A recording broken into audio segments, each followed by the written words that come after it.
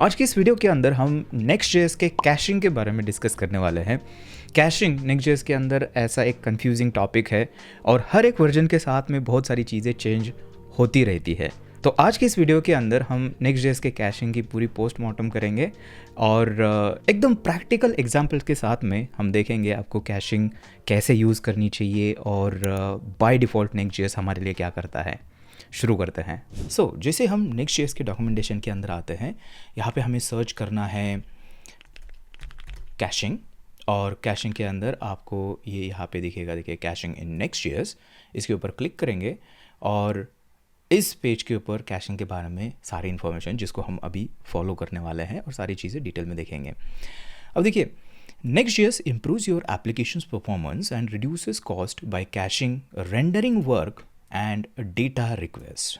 यहाँ पर एक चीज़ हमें समझ में आ रही है कि कैश क्या हो रहा है। कैश हो रहा है आपका रेंडरिंग वर्क, मतलब सर्वर के ऊपर जो रिएक्ट के कंपोनेंट रेंडर होते हैं वो चीज़, और डेटा रिक्वेस्ट मतलब आपके एप्लीकेशन के अंदर जो भी डेटा फेचिंग हो रही है, डेटाबेस से हो रही है या फिर थर्ड पार्टी एपीआईज आप कॉल कर रहे हो, वो जो डेटा रिक्वेस्ट है वो भी यहाँ पे कैश होती है। तो एक लोड हमारे सर से अभी कम हो गया कि हमें पता है कैशिंग के अंदर ये दो चीज़ें कैश होती है, राइट। लाइक किया आपने वीडियो को? नहीं किया अभी तक? करिए, और जल्दी से अगर ये टॉपिक आपको पसंद आया है तो एक कमेंट कर दीजिए, और अगर बाद में अगर पसंद आएगा ये वीडियो तो फिर से एक कमेंट कर देना, ठीक है। देखिए, this page provides N in depth look at Next.js caching mechanism, the APIs you can use to configure them and how they interact with each other, जो कि हम इस वीडियो के अंदर देखने वाले हैं। यहाँ पर गुड टू नो है, ये मतलब अच्छा होता है, पढ़ना चाहिए आपको। Next.js के डॉक्यूमेंटेशन के अंदर कुछ आपको इनसाइट्स ये देते हैं।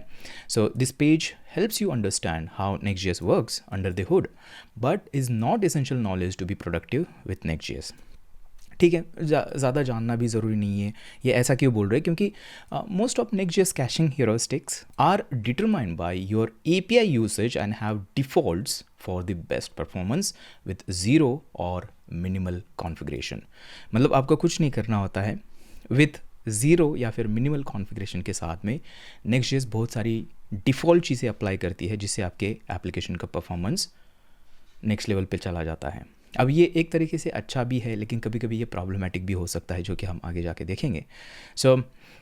यहाँ पर अगर थोड़ा सा अगर स्क्रॉल करेंगे तो आप देख सकते हो इसके अंदर टोटल 4 चीज़ें दिखेगी।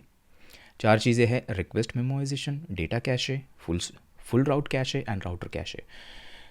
Next.js के अंदर जो सारी कैशिंग हो रही है ये इन 4 लेयर्स के अंदर होती है।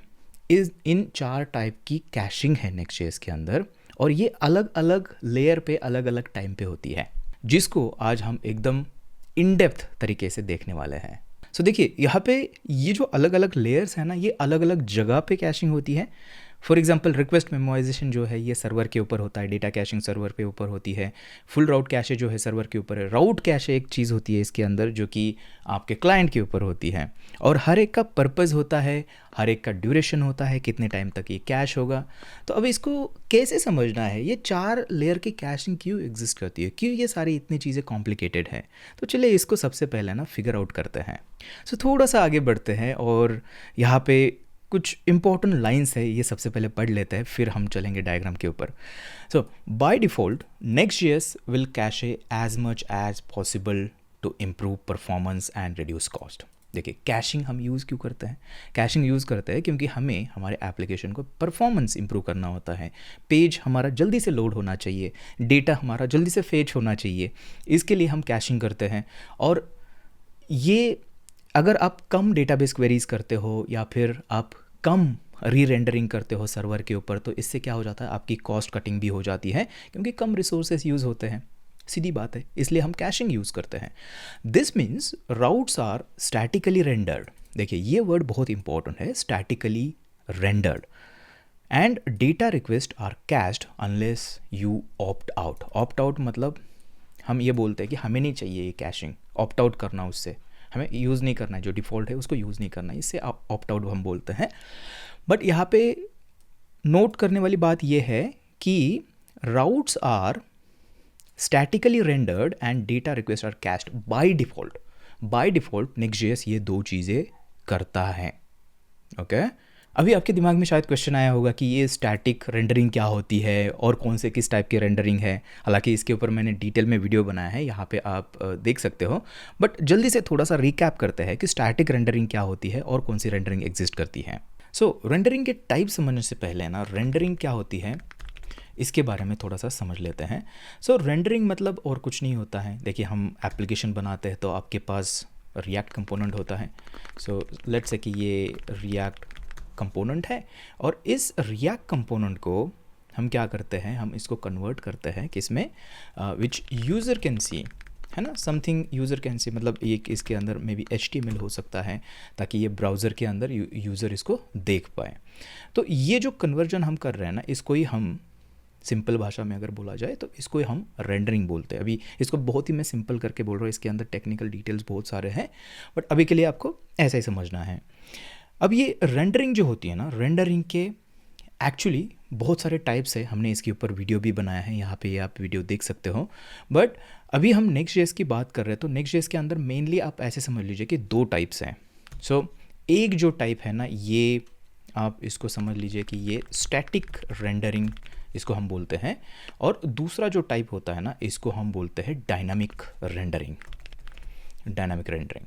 अब ये स्टैटिक रेंडरिंग क्या होता है, बहुत ही सिंपल काम है। देखिए, हम हमारा कोड लिखते हैं। सो डेवलपर राइट्स द कोड, और डेवलपर कोड लिखने के बाद क्या करता है, इसको बिल्ड करता है, राइट। सो ये बिल्ड करता है। बिल्ड करने के लिए may be npm run build ऐसी कमांड हम रन करते हैं। तो जैसे ये कमांड रन करते हैं तो नेक्स्ट.जेएस क्या करता है, ये जो सारे कंपोनेंट्स हैं हमारे, इसको बिल्ड टाइम पे ही कन्वर्ट्स इनटू HTML पेजेस। मतलब आपके साइट के अंदर जितने भी पेजेस होंगे उसको ये कन्वर्ट करता है HTML पेजेस के अंदर। तो ये कंपोनेंट्स आपके जो भी होंगे ये एक्चुअली कन्वर्ट हो जाएंगे HTML पेजेस के अंदर, ठीक है, कुछ ऐसे दिखेगा। एंड इसको ये स्टोर करता है सर्वर के ऊपर। सो स्टोर्स ऑन दी सर्वर, मतलब नेक्स्ट.जेएस का जो सर्वर होता है उसके ऊपर ये इसको स्टोर करता है इन HTML पेजेस को, ठीक है। ये हमारे सर्वर के ऊपर स्टोर हो गए। अब क्या होता है, अब जैसे ही यूज़र रिक्वेस्ट करता है इस पेज के लिए, राइट, तो यहाँ पर क्या हो जाता है कि जैसे ही रिक्वेस्ट आती है तो हम डायरेक्टली ये जो HTML पेजेस है रेडी है, बिल्ड टाइम पर ही हमने इसको बिल्ड किए थे, उसको ही सर्व करते हैं। सो यूज़र रिक्वेस्ट, तो उसको ही हम सर्व करते हैं। और इसकी वजह से ये जो बिल्ड टाइम पे जो कन्वर्ट करने का काम है जिसको हम रेंडरिंग बोलते हैं, ये यहाँ पर एक्स्ट्रा काम अभी करने की ज़रूरत नहीं है।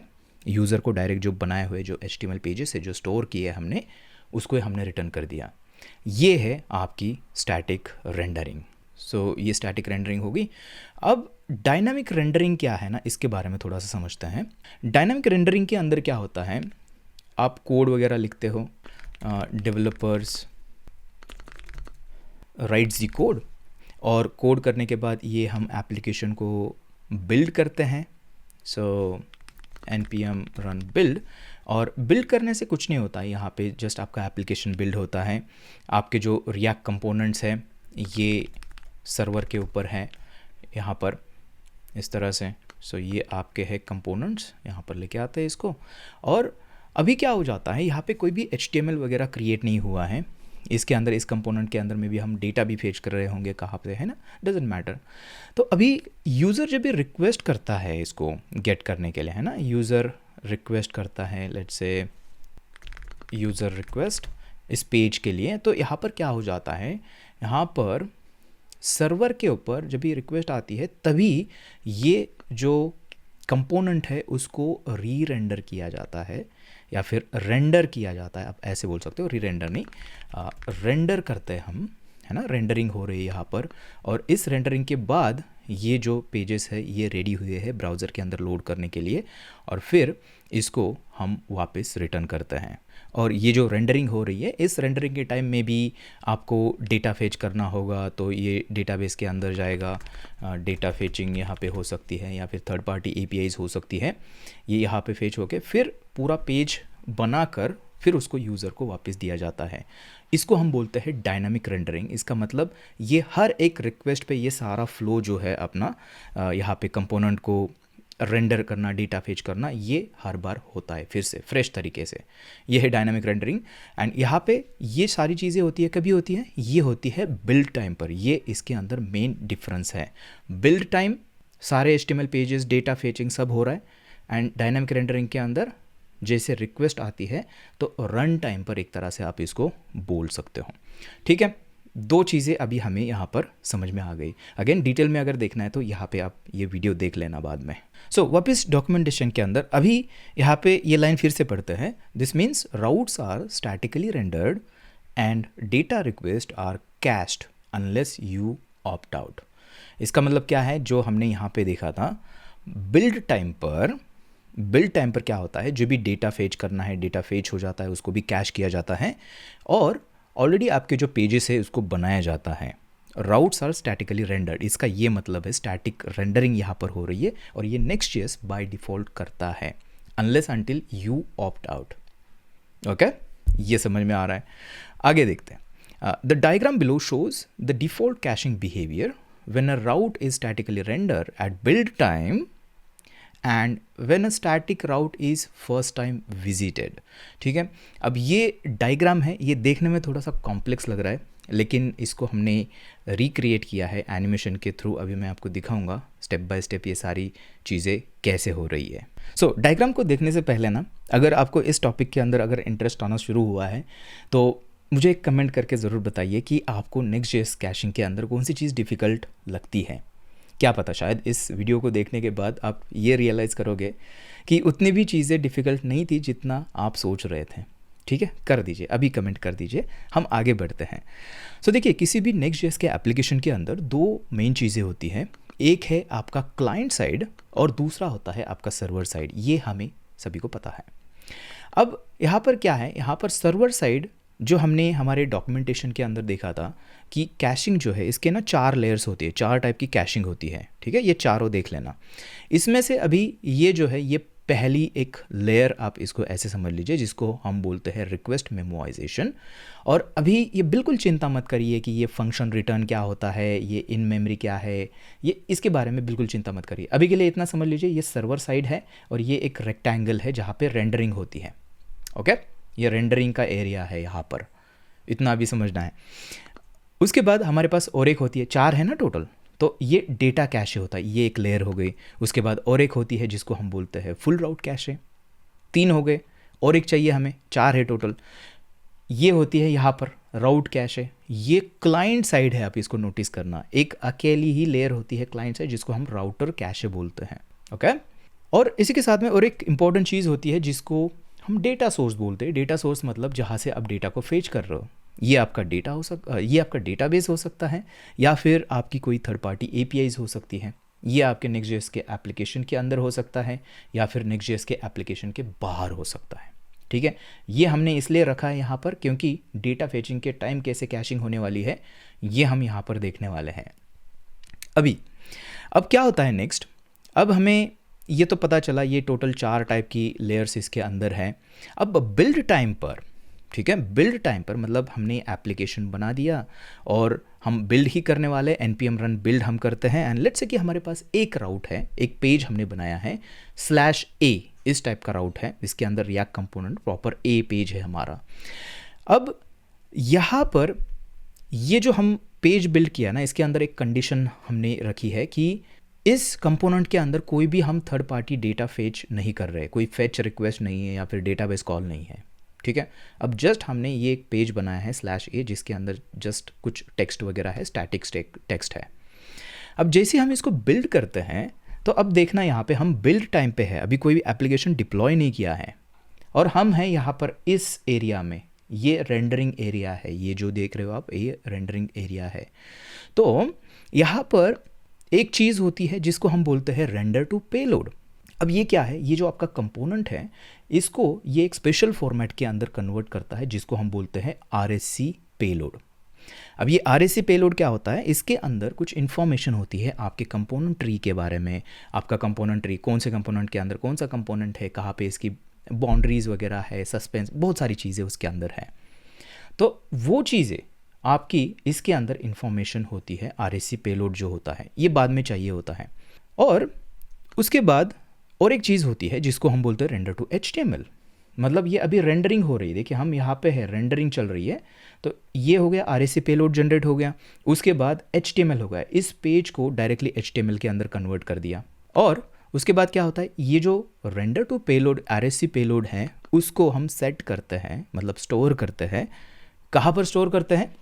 ऊपर देखिए, फुल राउट कैशे, हमारी चारों में से एक लेयर जो कि है फुल राउट कैशे हम बोलते हैं इसको। अभी के लिए आपको इतना समझना है कि दो चीज़ें हैं इसके अंदर, एक तो ये सर्वर साइड है और दूसरी चीज़ ये परसिस्टेंट है। परसिस्टेंट मतलब इसको परमानेंटली स्टोर किया जाता है। इनफैक्ट Next.js क्या करता है, इसको एक फाइल के अंदर ही स्टोर किया जाता है। मतलब ये जो RSC पेलोड है इसको एक फाइल के अंदर ही यहाँ पर Next.js के सर्वर के ऊपर स्टोर किया जाता है, परसिस्ट किया जाता है बेसिकली। उसके बाद क्या होता है, जो रेंडर टू HTML पेज जो बना है इस राउट का, उसको भी स्टोर किया जाता है उसी लेयर के अंदर, फुल राउट कैशे। और ये कहाँ पर है? ये है सर्वर के ऊपर एक फाइल के अंदर। दो फाइल्स होगी, RSC वाली और HTML वाली। ओके, तो देखिए RSC पेलोड स्टोर किया है एंड HTML यहाँ पर हमने स्टोर किया है। तो ये हो गई हमारी बिल्ड प्रोसेस। अभी हमारा एप्लीकेशन जो है हमारा बिल्ड हो गया, हमने इसको डिप्लॉय कर दिया। अब देखते हैं कि अभी कोई यूज़र जब भी रिक्वेस्ट करेगा इस पेज को, ब्राउज़र के अंदर उसको पेज ओपन करना है, तब क्या होता है। अब देखिए, अब यूज़र कोई अगर रिक्वेस्ट करता है जिसको हम बोलते हैं रिक्वेस्ट टाइम, ठीक है, ये अभी हमारी चल रही है रिक्वेस्ट टाइम। अब रिक्वेस्ट टाइम पे क्या हो जाएगा, ये सेम राउट हमें कॉल करना है, हमें ब्राउज़र के अंदर ओपन करना है। तो यहाँ पर हमारे पास ये चीज़ है, ऑलरेडी है यहाँ पर जो हमने देखी है, क्लाइंट साइड का कैशे भी होता है, राउटर कैशे जिसको बोलते हैं। तो जैसे ही यूज़र यहाँ से रिक्वेस्ट करता है तो सबसे पहली चीज़ क्या यहाँ पर क्या होती है कि हम राउटर कैशे के अंदर क्लाइंट साइड पे इसका जो कैशे है उसके अंदर चेक करते हैं कि क्या ये पेज यहाँ पर कैश्ड है।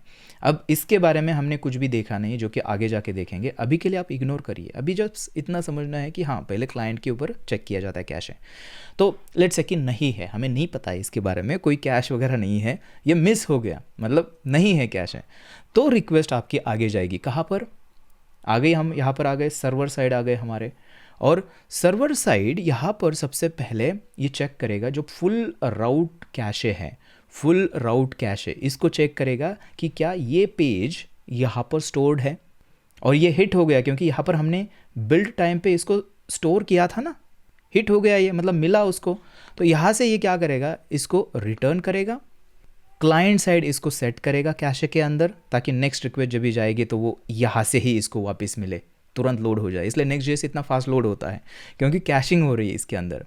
तो ये क्लाइंट साइड इसको कैशे के अंदर सेट करता है और यूज़र को इसको वापस करता है। तो यूज़र को ब्राउज़र के अंदर आपका जो /a पेज है वो दिखता है।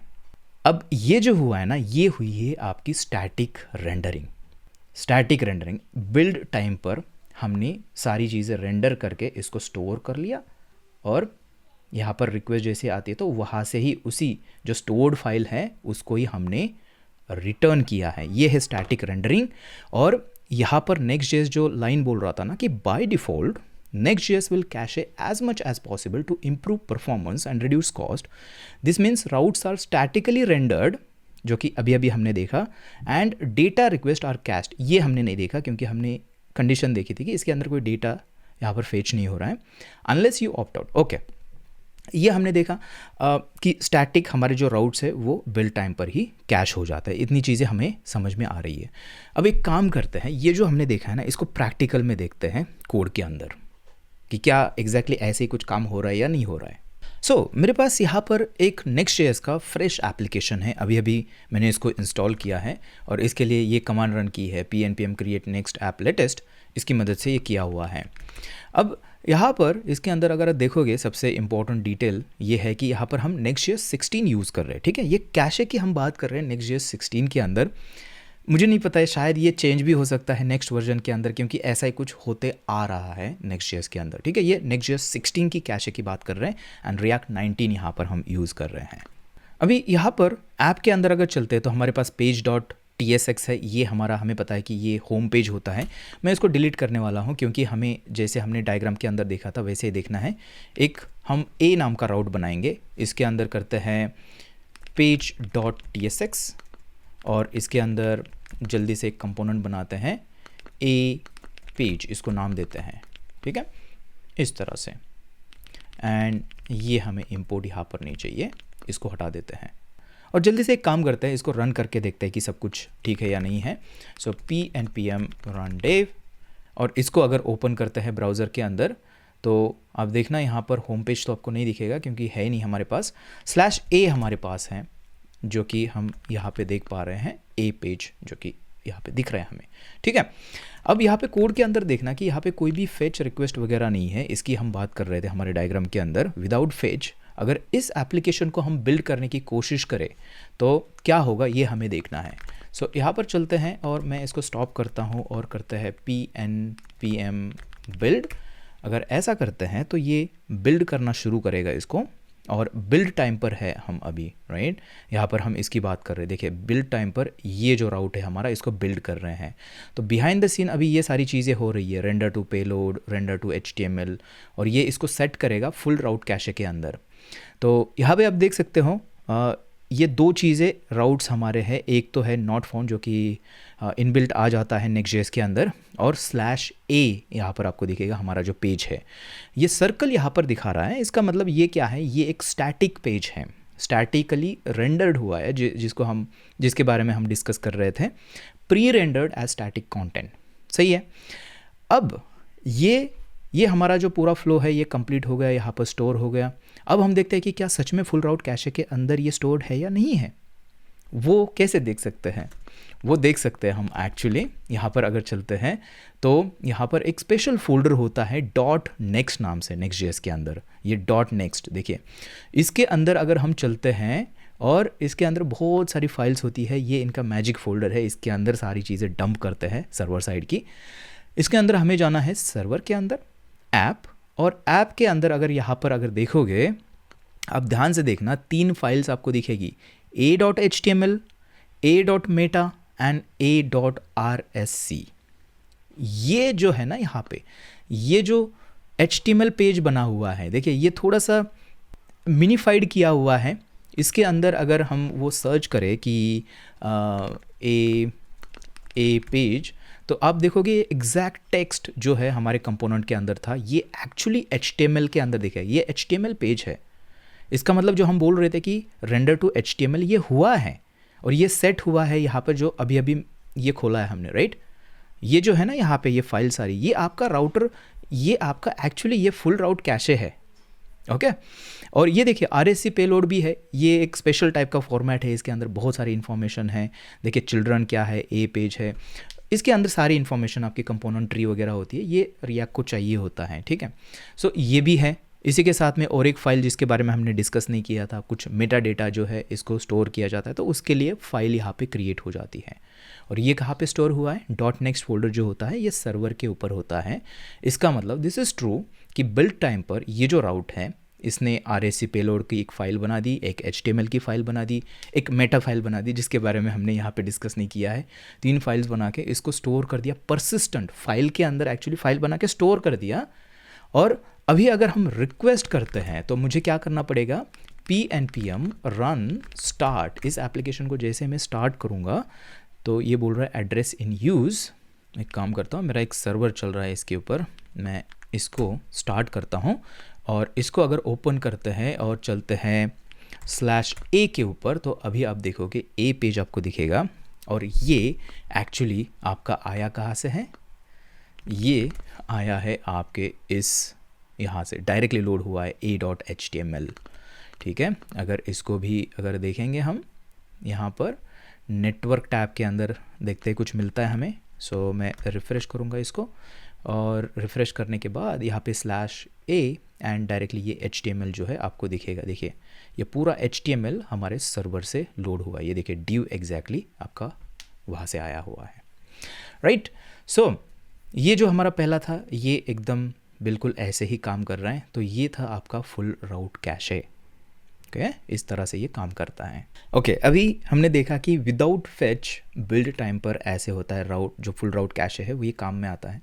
अगर फेच इसके अंदर ऐड किया जाए तो क्या होगा, इन्होंने डॉक्यूमेंटेशन के अंदर बोला हुआ है कि यहाँ पर ये जो लाइन है ना, देखिए डिफ़ॉल्ट बिहेवियर क्या है, data request are cached unless you opt out. मतलब डेटा रिक्वेस्ट जो हम करते हैं वो भी कैश होती है, कैसे उसको देखते हैं। सो एक काम करते हैं, हमारे कोड के अंदर चलते हैं एंड यहाँ पर जो हमारा ए पेज है इसके अंदर चलते हैं और यहाँ पर इसके अंदर आके ना यहाँ पर हम रिक्वेस्ट करने वाले हैं, बट हम उससे पहले इसको एसिंक कंपोनेंट बनाते हैं। बाय डिफ़ॉल्ट ये सर्वर कंपोनेंट ही होता है, एसिंक हम इसके अंदर यूज़ कर सकते हैं।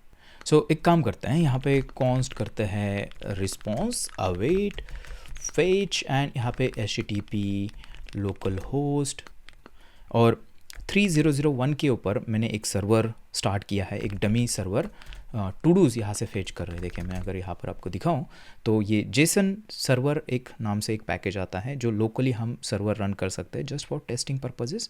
तो आप देख सकते हो ये जो एंड पॉइंट है इसको हम कॉल कर रहे हैं और इसके अंदर से जो डेटा आएगा ना ये एक्चुअली इसके अंदर है, जेसन सर्वर है। तो ये टू डूज़ जो है ये हमारे फेच होने वाले हैं, ठीक है। 3 कितने हैं यहाँ पर, 4 टू डूज़ हैं हमारे, देखिए ये हम अभी फेच करेंगे, ठीक है। अब यहाँ पर ये जो रिस्पॉन्स है, ये रिस्पॉन्स आने के बाद यहाँ पर हम क्या करेंगे, अभी के लिए कुछ नहीं कर रहे, कॉन्स्ट डेटा ऐसे करते हैं अवेट रिस्पॉन्स और जेसन ऐसे करते हैं। कोई एरर हैंडलिंग अभी हम नहीं कर रहे हैं इसके अंदर एंड मैं जस्ट इसको जेसन स्ट्रिंगीफाई डेटा जो है इसको हम यहाँ पर रेंडर करेंगे ताकि हम इसको देख पाएँ। सो स्ट्रिंगीफाई एंड इसके अंदर डेटा जो है उसको पास करते हैं इस तरह से। ओके क्या किया है, जस्ट फेच, हमने जो फेच है डेटा फेच करने के लिए सर्वर से वो हमने यूज़ किया है।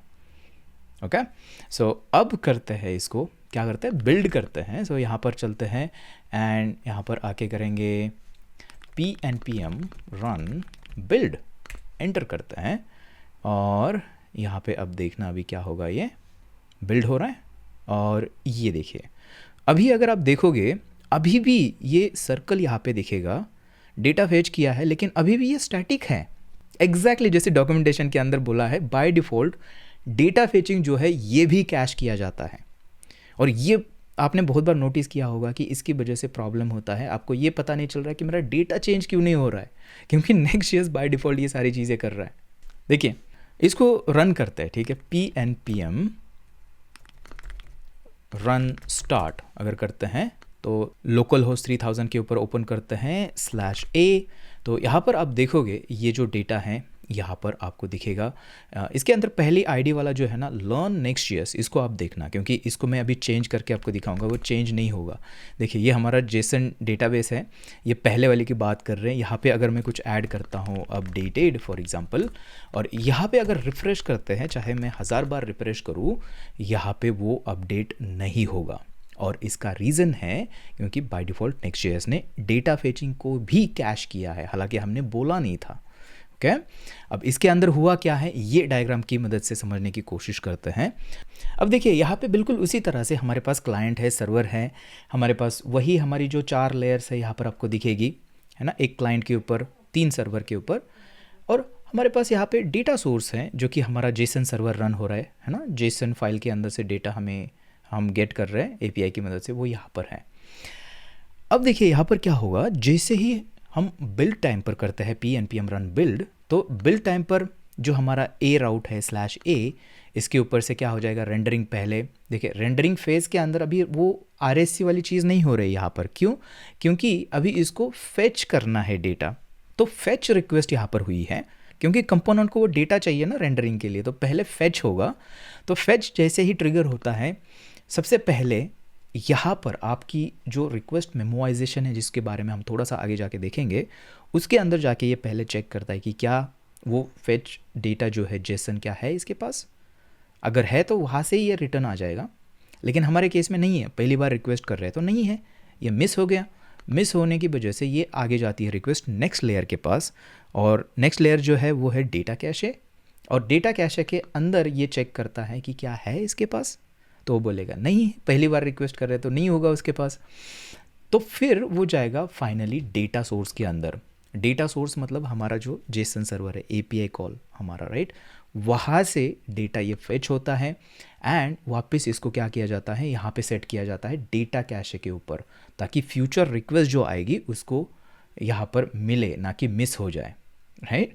डेटा कैशे देखिए, अभी डेटा कैशे क्या है, ये परसिस्टेंट है, मतलब ये भी किसी फाइल के अंदर होगा एंड ये जेसन फॉर्मेट में होता है। और एक डिटेल क्या है, ये सर्वर पे है, ठीक है। उसके बाद क्या होता है, उसके बाद ये रिक्वेस्ट मेमोराइजेशन जो है इसके ऊपर भी उसको सेट कर देता है, ताकि फ्यूचर रिक्वेस्ट जो है ये मिस ना हो जाए, यही से डेटा वापस आ जाए।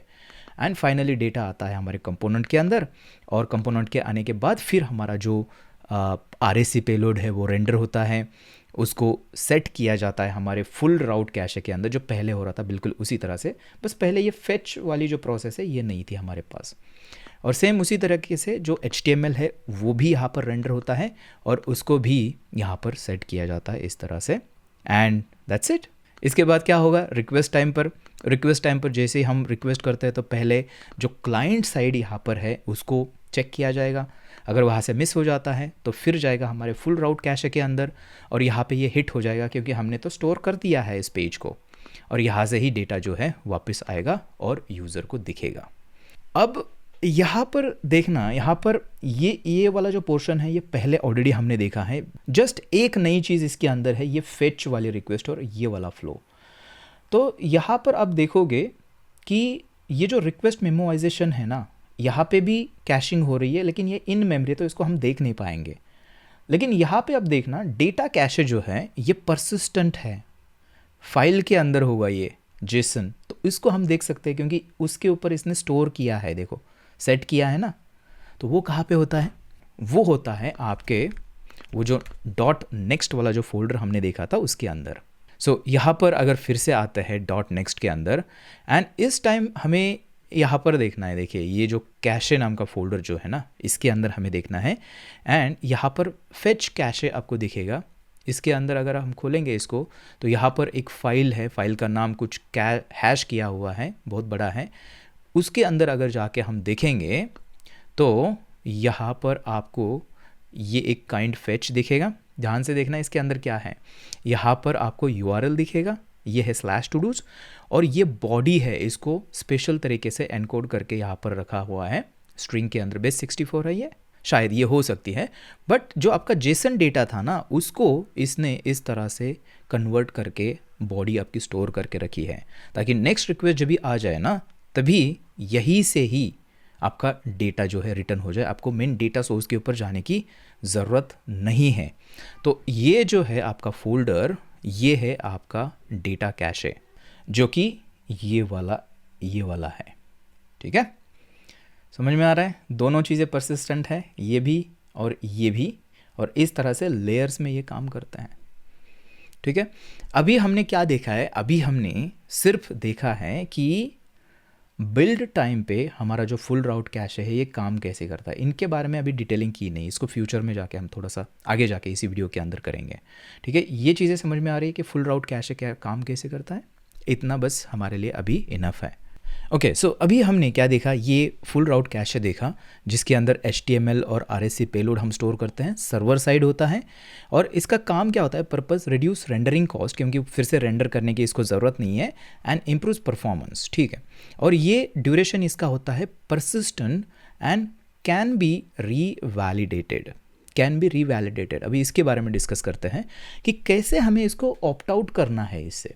हम हमेशा नहीं चाहते कि हमारा मतलब हमारा डेटा जो है इस तरह से हमेशा के लिए कैश हो जाए, राइट। मे बी हमारा डेटा सर्वर के ऊपर चेंज होता है तो हमें नया डेटा जो है वो दिखाना है। हमने यहाँ पे देखा था कि हमारा जो डेटा है हमारा चेंज हुआ है सर्वर के ऊपर, लेकिन ये अपडेट नहीं हो रहा है। देखिए इसको अगर मैं कितनी भी बार करूँगा तो ये अपडेट नहीं हो रहा है।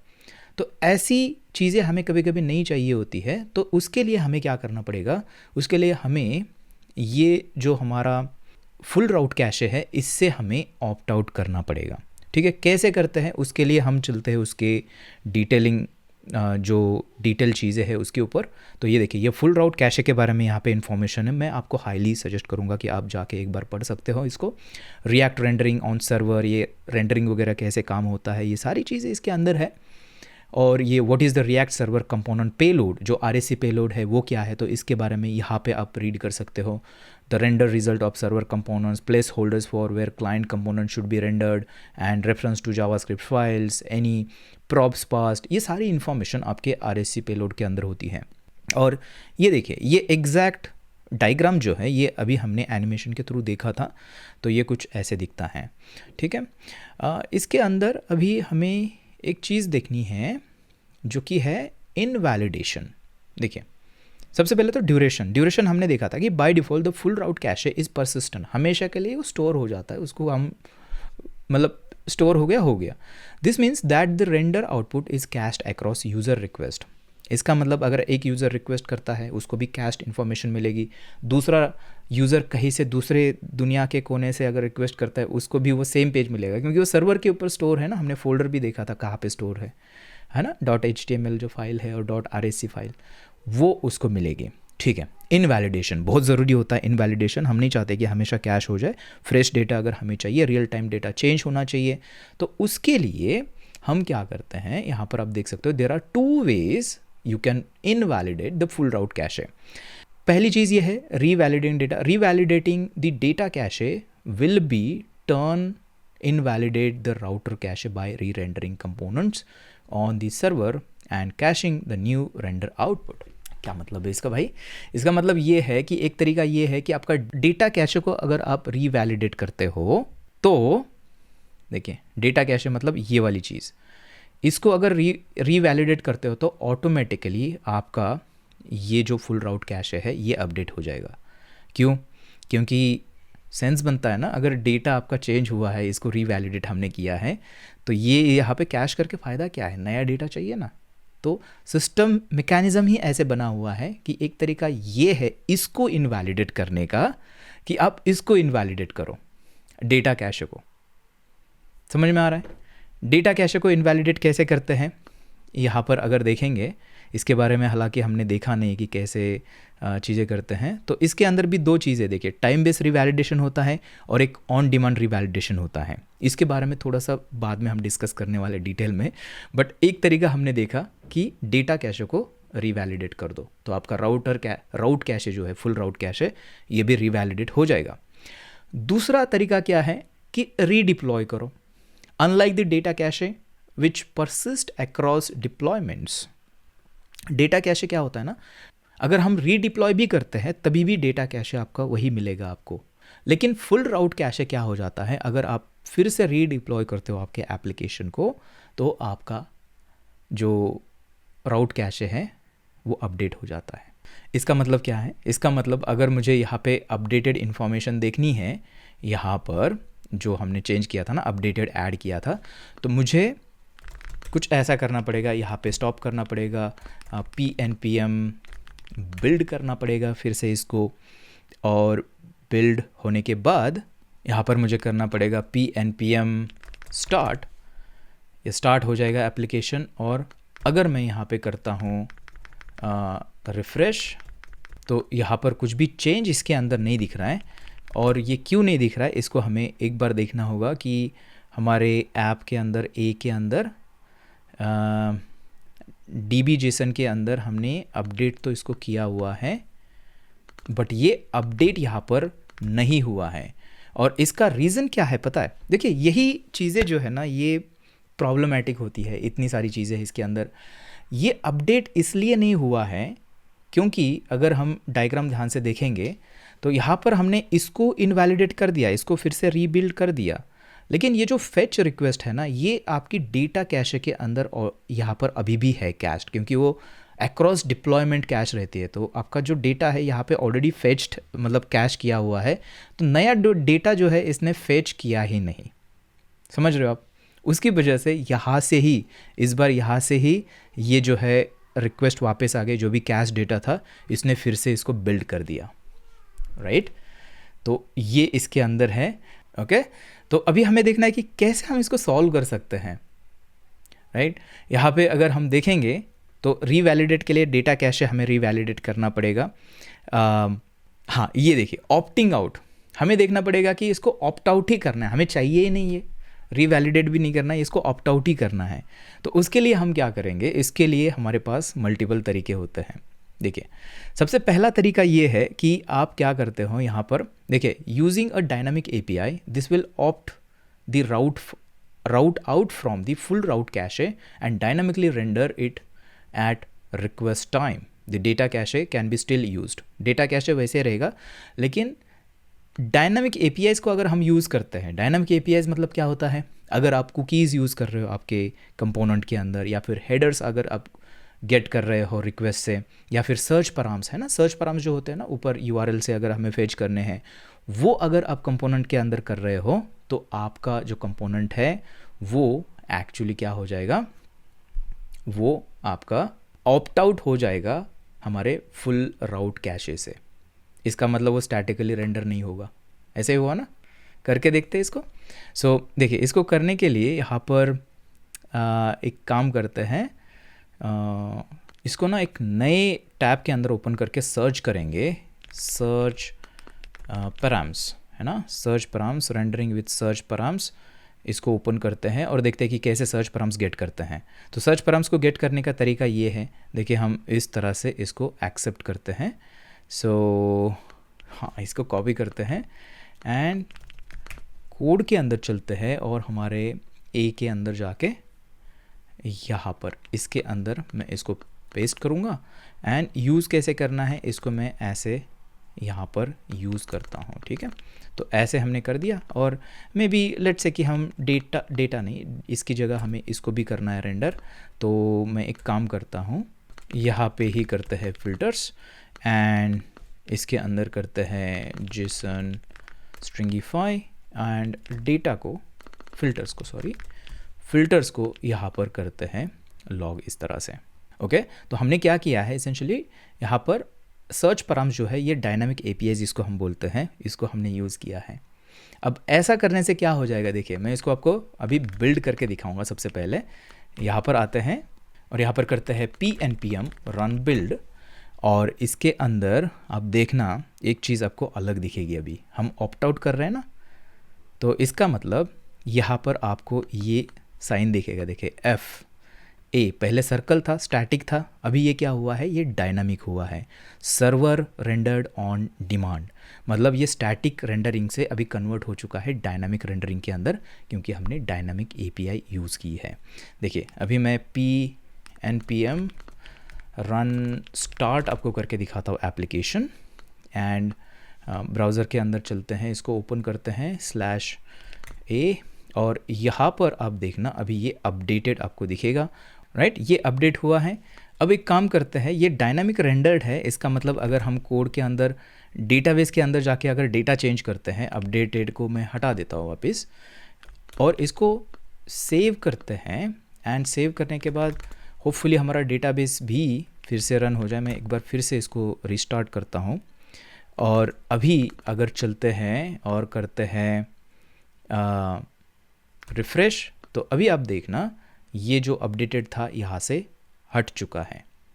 इसका क्या मतलब हुआ, इसका मतलब ये कैश नहीं हुआ था एंड इनफैक्ट हम जाके देख भी सकते हैं राउटर कैशे कहाँ पे होता है, वो होता है सर्वर के अंदर ऐप, और इसके अंदर देखना कोई भी a.html फाइल आपको यहाँ पर नहीं दिखेगी क्योंकि ये अभी डायनामिक बन चुका है। ओके, सो ये पहला तरीका हमने देखा कि किस तरह से हम इसको ऑप्ट आउट करते हैं।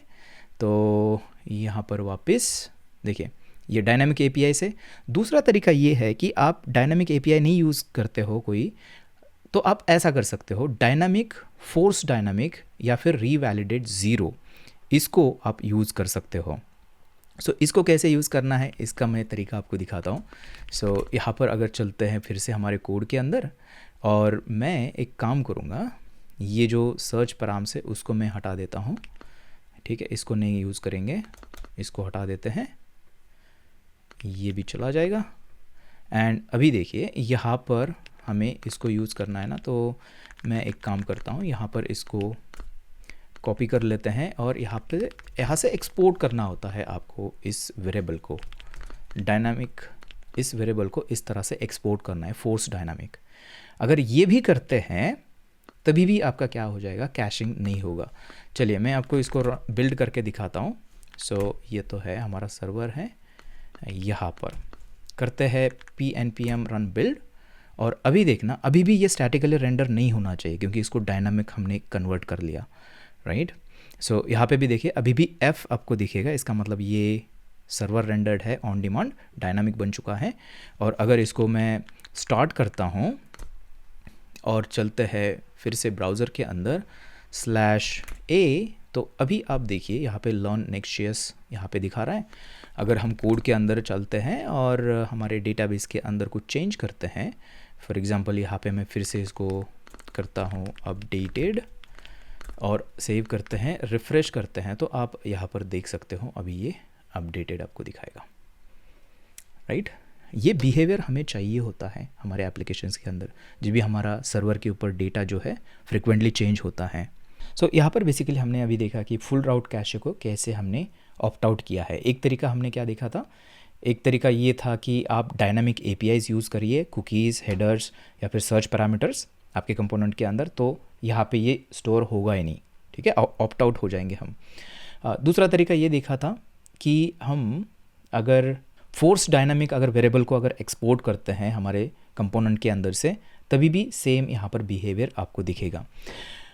इसके अलावा और एक चीज़ इसके अंदर है, यहाँ पर डॉक्यूमेंटेशन के अंदर आते हैं तो देखिए रीवैलिडेट भी आप यूज़ कर सकते हो, ठीक है, रीवैलिडेट 0 आप ऐसे यूज़ कर सकते हो। तो ये जो ISR होता है ना, यहाँ पे ये वीडियो देखना आप, उसके अंदर हमने ये रीवैलिडेट जो है इसको यूज़ करते हैं। तो डायनामिकली क्या हो जाता है कि ये टाइम बेस है बेसिकली, इतने टाइम के बाद ये ऑटोमेटिकली आपकी जो रिक्वेस्ट आती है तो वो फिर से आपका जो कंपोनेंट है वो रीजनरेट हो जाएगा। तो मैं इसको भी आपको यूज़ करके दिखाता हूँ, ठीक है। सो वापस आते हैं हमारे कोड के अंदर एंड यहाँ पर मैं इसको यूज़ करूँगा एंड रीवैलिडेट करते हैं। लेट्स से ये सेकेंड में होता है आई बिलीव, तो करते हैं 120 सेकेंड के लिए इसको करते हैं ऐसे। एंड अगर चलते हैं हमारे टर्मिनल के अंदर और यहाँ पर मैं इसको करूँगा बिल्ड, अब देखिए क्या होगा, अब यहाँ पर ये देखिए अभी ये फिर से स्टैटिक रेंडर हो गया। हमें क्या करना है, इसको ऑप्ट आउट करना है।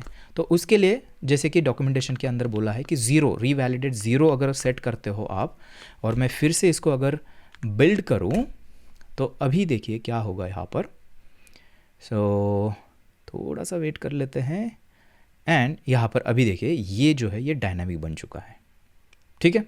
ये तीसरा तरीका था। और क्या है इसके अंदर ये भी देख लेते हैं। तीसरा तरीका है opting out data cache. Data cache जो है हमारा जेसन जो स्टोर करता है, उससे अगर ऑप्ट आउट करते हैं तो ये इसका कास्केड इफेक्ट होके यहाँ पे जो हमारा राउट कैशे है फुल राउट कैशे, वो भी ऑप्ट आउट हो जाएगा, ठीक है। सो अभी हमारी कंप्लीट हो गई ये वाली चीज़। ये जो फुल राउट कैश है इसके बारे में सारी चीज़ें हमने देखी, कैसे इसको एनेबल करते हैं, बाय डिफ़ॉल्ट ही होता है, कैसे उसको रीवैलिडेट करते हैं और कैसे इसको ऑप्ट आउट करते हैं, ये चीज़ें हमने देखी हैं, ठीक है। तो ये अगर समझ में आया तो एक लाइक करिए और एक प्यारा सा कमेंट भी कर देना, ठीक है।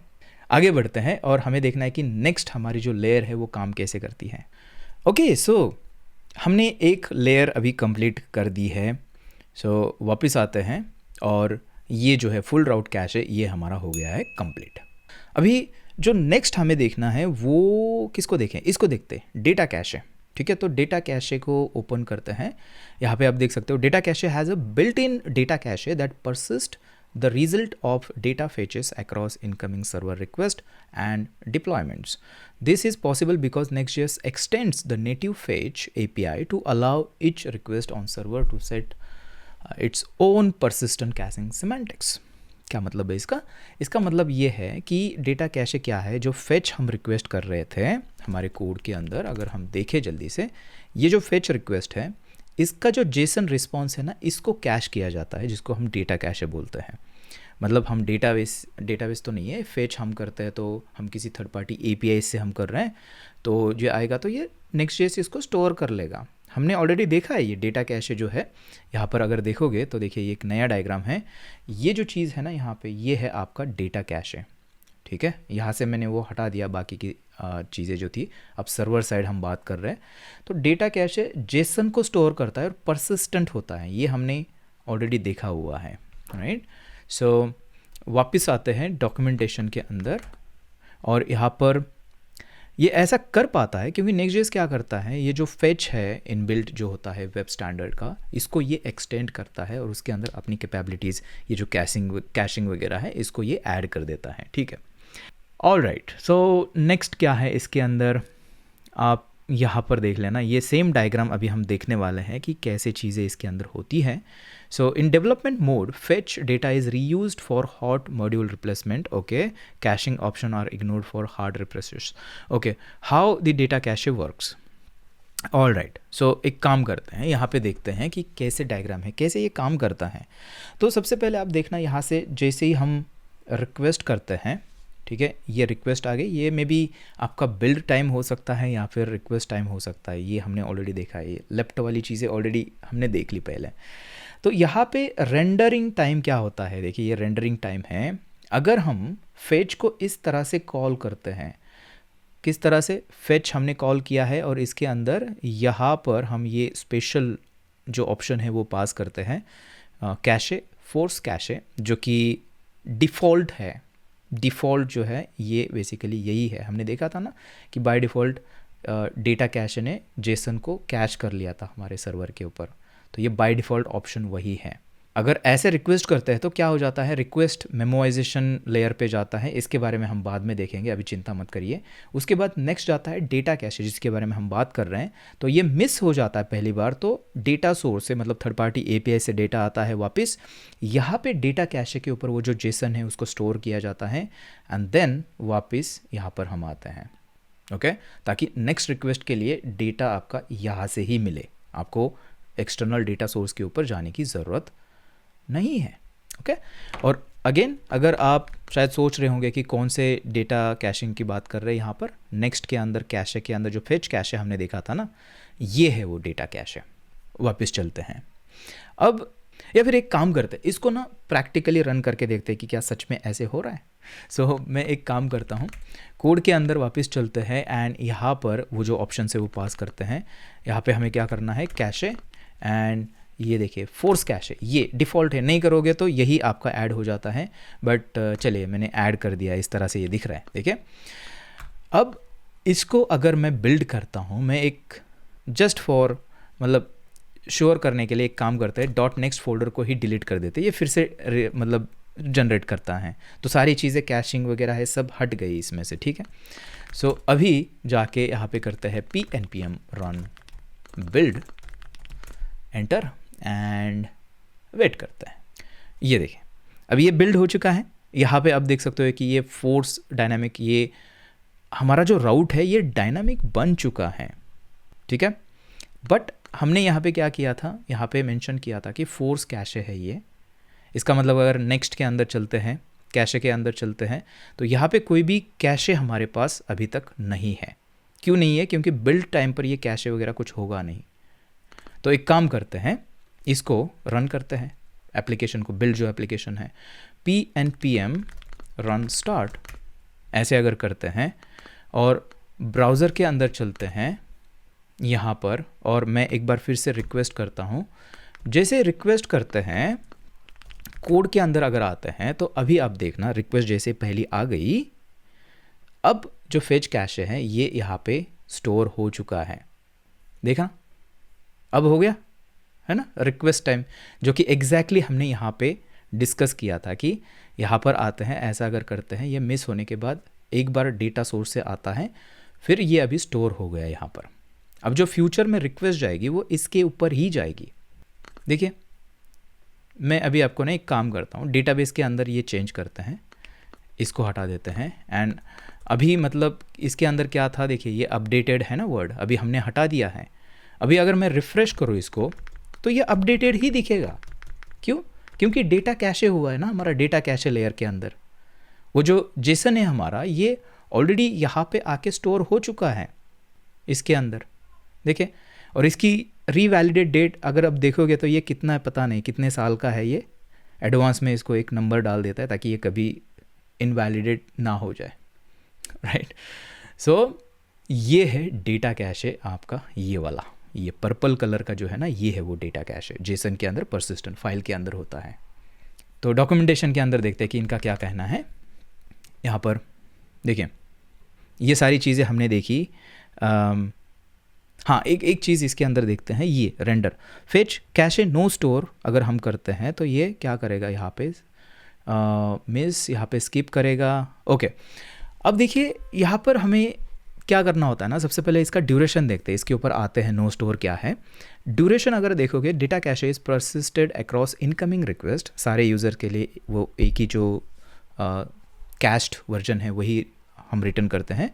एंड डिप्लॉयमेंट्स अनलेस यू रीवैलिडेट और ऑप्ट आउट, अगर आप इसको रीडिप्लॉय भी करते हो ना तो वो कैश वैसे ही आपको मिलेगा, ठीक है, वो हटता नहीं है, वो वहीं पे आपको मिलेगा। इसको टेस्ट करके देखते हैं, क्योंकि कभी कभी डॉक्यूमेंटेशन की चीज़ें मैच नहीं करती है। तो यहाँ पर एक बार देख लेते हैं कि क्या था हमारा लास्ट में, अपडेटेड था, ठीक है। और कोड के अंदर एक बार देख लेते हैं, कोड के अंदर से अपडेटेड हमने हटा दिया है। अगर हम फिर से रीडिप्लॉय करते हैं तो क्या होना चाहिए, वो जो अपडेटेड है यही रहना चाहिए, क्योंकि वो अक्रॉस डिप्लॉयमेंट परसिस्ट करता है। देखते हैं इसको, क्या ये सच है। सो यहाँ पर आते हैं pnp रन बिल्ड, और ये देखिए ये डायनामिक है अभी भी। एंड अगर यहाँ पे इसको मैं रन करूँ pnpm रन स्टार्ट, कोड के अंदर एक बार देखते हैं कि क्या ये फाइल अभी भी एग्जिस्ट करती है। ये देखो अभी भी फाइल है इसके अंदर, ठीक है। और अगर ब्राउज़र के अंदर चलते हैं तो ये अपडेटेड अभी भी आपको दिखेगा। देखिए हमने रीडिप्लॉय कर दिया एप्लीकेशन, लेकिन फिर भी वो कैस्ट जो वर्जन है वो अभी भी इसके अंदर है। यही ये बोल रहे हैं कि अक्रॉस डिप्लॉयमेंट्स भी ये रहता है अनलेस यू रीवैलिडेट और ऑप्ट आउट। रीवैलिडेट मतलब क्या होता है कि टाइम बेस रीवैलिडेट हम कर सकते हैं इसको। हमें अगर मतलब ये हमेशा के लिए तो नहीं हम चाहते कि ये कैश हो जाए, तो टाइम बेस रिवैलिडेशन क्या होता है इसके अंदर, revalidate the data after certain amount of time has passed and new request is made.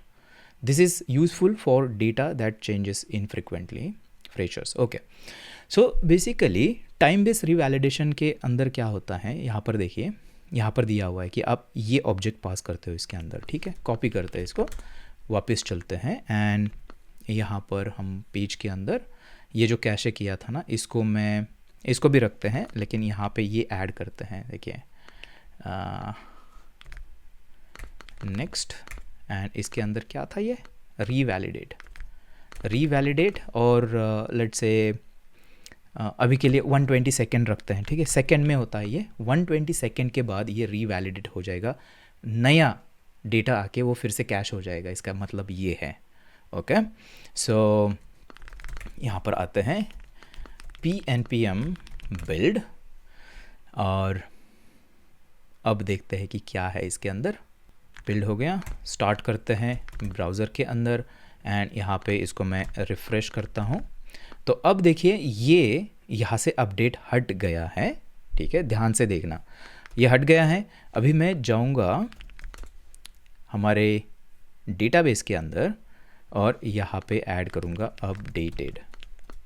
Okay, अब देखिए, अब यहाँ पे रिफ़्रेश अगर करते हैं तो ये चेंज होगा नहीं, क्योंकि वो उस फाइल के अंदर स्टोर हो गया, लेकिन हमने रीवैलिडेट उसके ऊपर डाला हुआ है।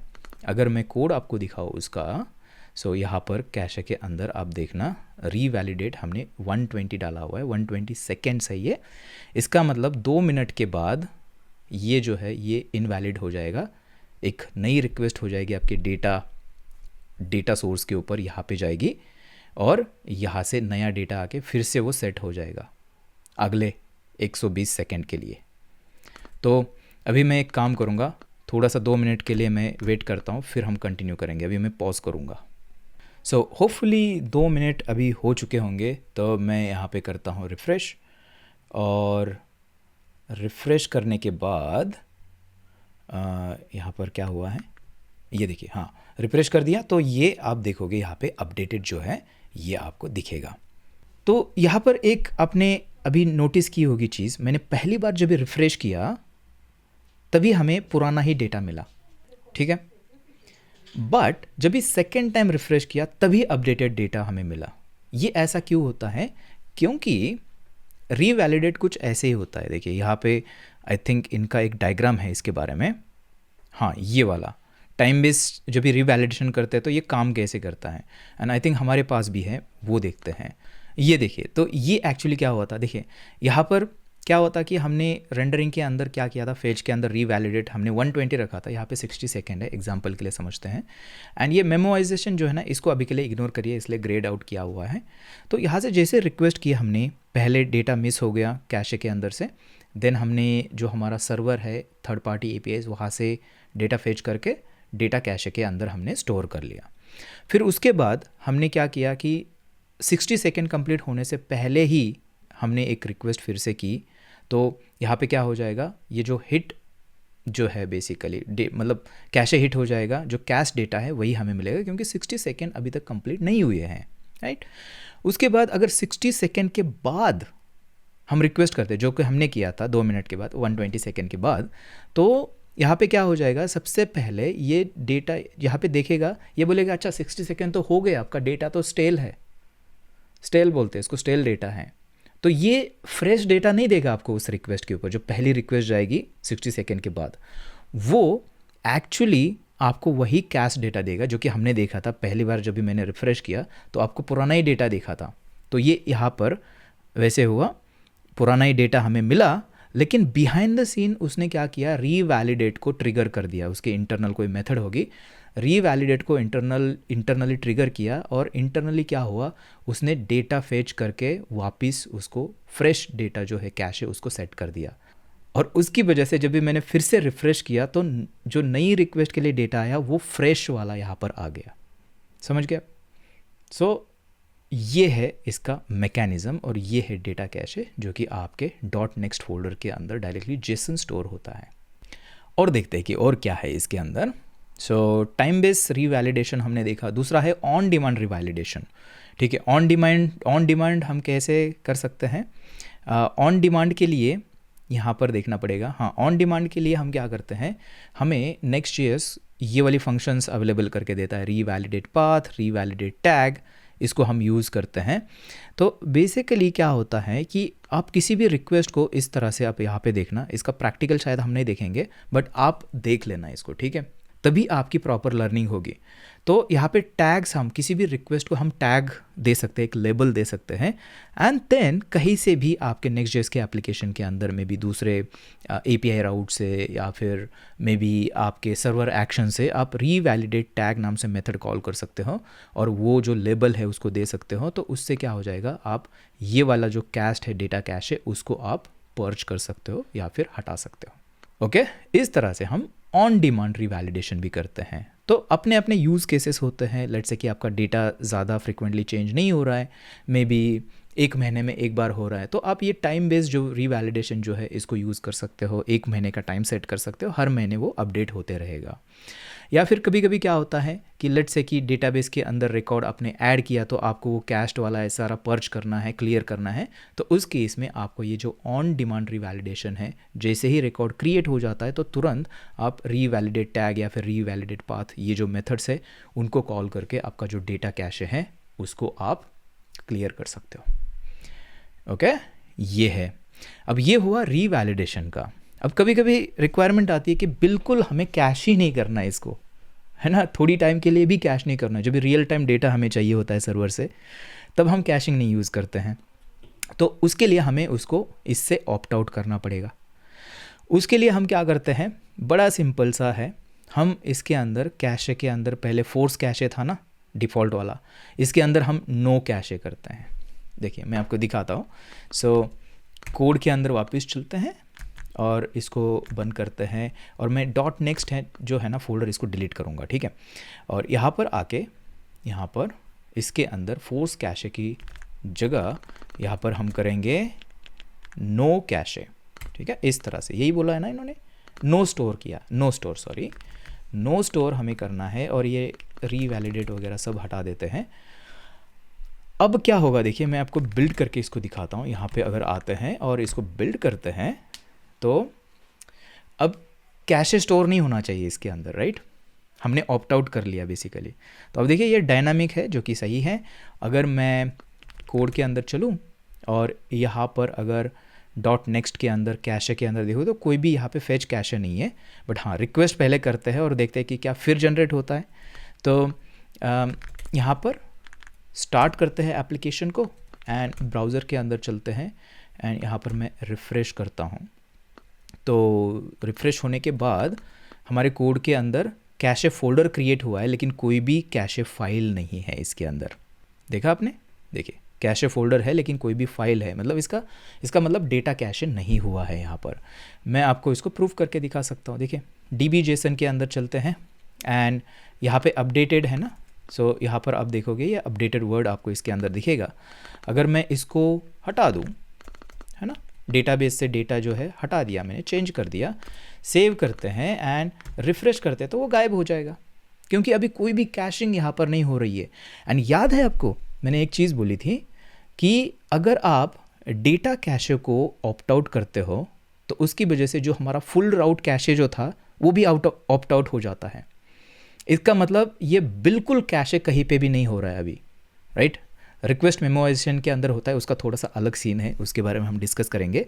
बट जो दो मेन कैशिंग लेयर्स थी हमारी, फुल राउट कैशे जो था इस यहाँ पे लेफ्ट साइड में, जो डायरेक्टली HTML और RSC पेलोड जनरेट करके स्टोर करता था, वो भी नहीं हो रहा है, क्योंकि उसके अंदर हमने देखा था अगर डेटा कैशे से ऑप्ट आउट करते हैं तो उससे भी ऑप्ट आउट ऑटोमेटिकली हो जाते हैं, राइट। तो इस केस में अभी क्या हो रहा है कि कहीं पे भी कैशिंग नहीं हो रही है। हर एक रिक्वेस्ट के ऊपर पूरा हम डेटा सोर्स तक जा रहे हैं, डेटा फेच कर रहे हैं, पूरी रे रेंडरिंग हो रही है, RSC जनरेट हो रहा है, वो सारी चीज़ें फिर से यहाँ पर हो रही है। ओके, सो ये है डेटा कैशे, सिंपल है, राइट। सो हमने अभी क्या किया, दोनों यहाँ पर हमने फुल राउट कैशे देखा है, डेटा कैशे देखा है। अब हम तीसरी वाली चीज़ देखते हैं, और कौन सी देखेंगे, ये देखते हैं, रिक्वेस्ट मेमोराइजेशन। ठीक है, रिक्वेस्ट मेमोराइजेशन क्या है, return values of functions. Okay, कुछ समझ में नहीं आ रहा है, सर्वर पे हो रही है ये समझ में आ रहा है। रीयूज डेटा इन अ रिएक्ट कंपोनेंट ट्री, ओके, थोड़ा थोड़ा समझ में आ रहा है। पर रिक्वेस्ट लाइफ साइकिल का इसका ड्यूरेशन होता है, क्या मतलब है इसका, इसको अभी समझते हैं। सो रिक्वेस्ट मेमोराइजेशन को समझते हैं। अब ये देखिए ना, ये काफ़ी इंटरेस्टिंग है। सबसे पहली चीज़ तो ये इन मेमोरी होता है, जो कि हमें समझ में आ रहा है। देखिए इन मेमोरी है, और फंक्शन रिटर्न्स जो है इसको ये स्टोर करता है।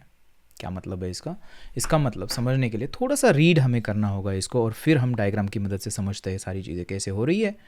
सो चलते हैं रिक्वेस्ट मेमोराइजेशन के अंदर। तो यहाँ पर देखिए, Next.js extends the fetch API to automatically memorise request. Memorise मतलब और कुछ नहीं, कैश करना होता है। That have the same URL and options.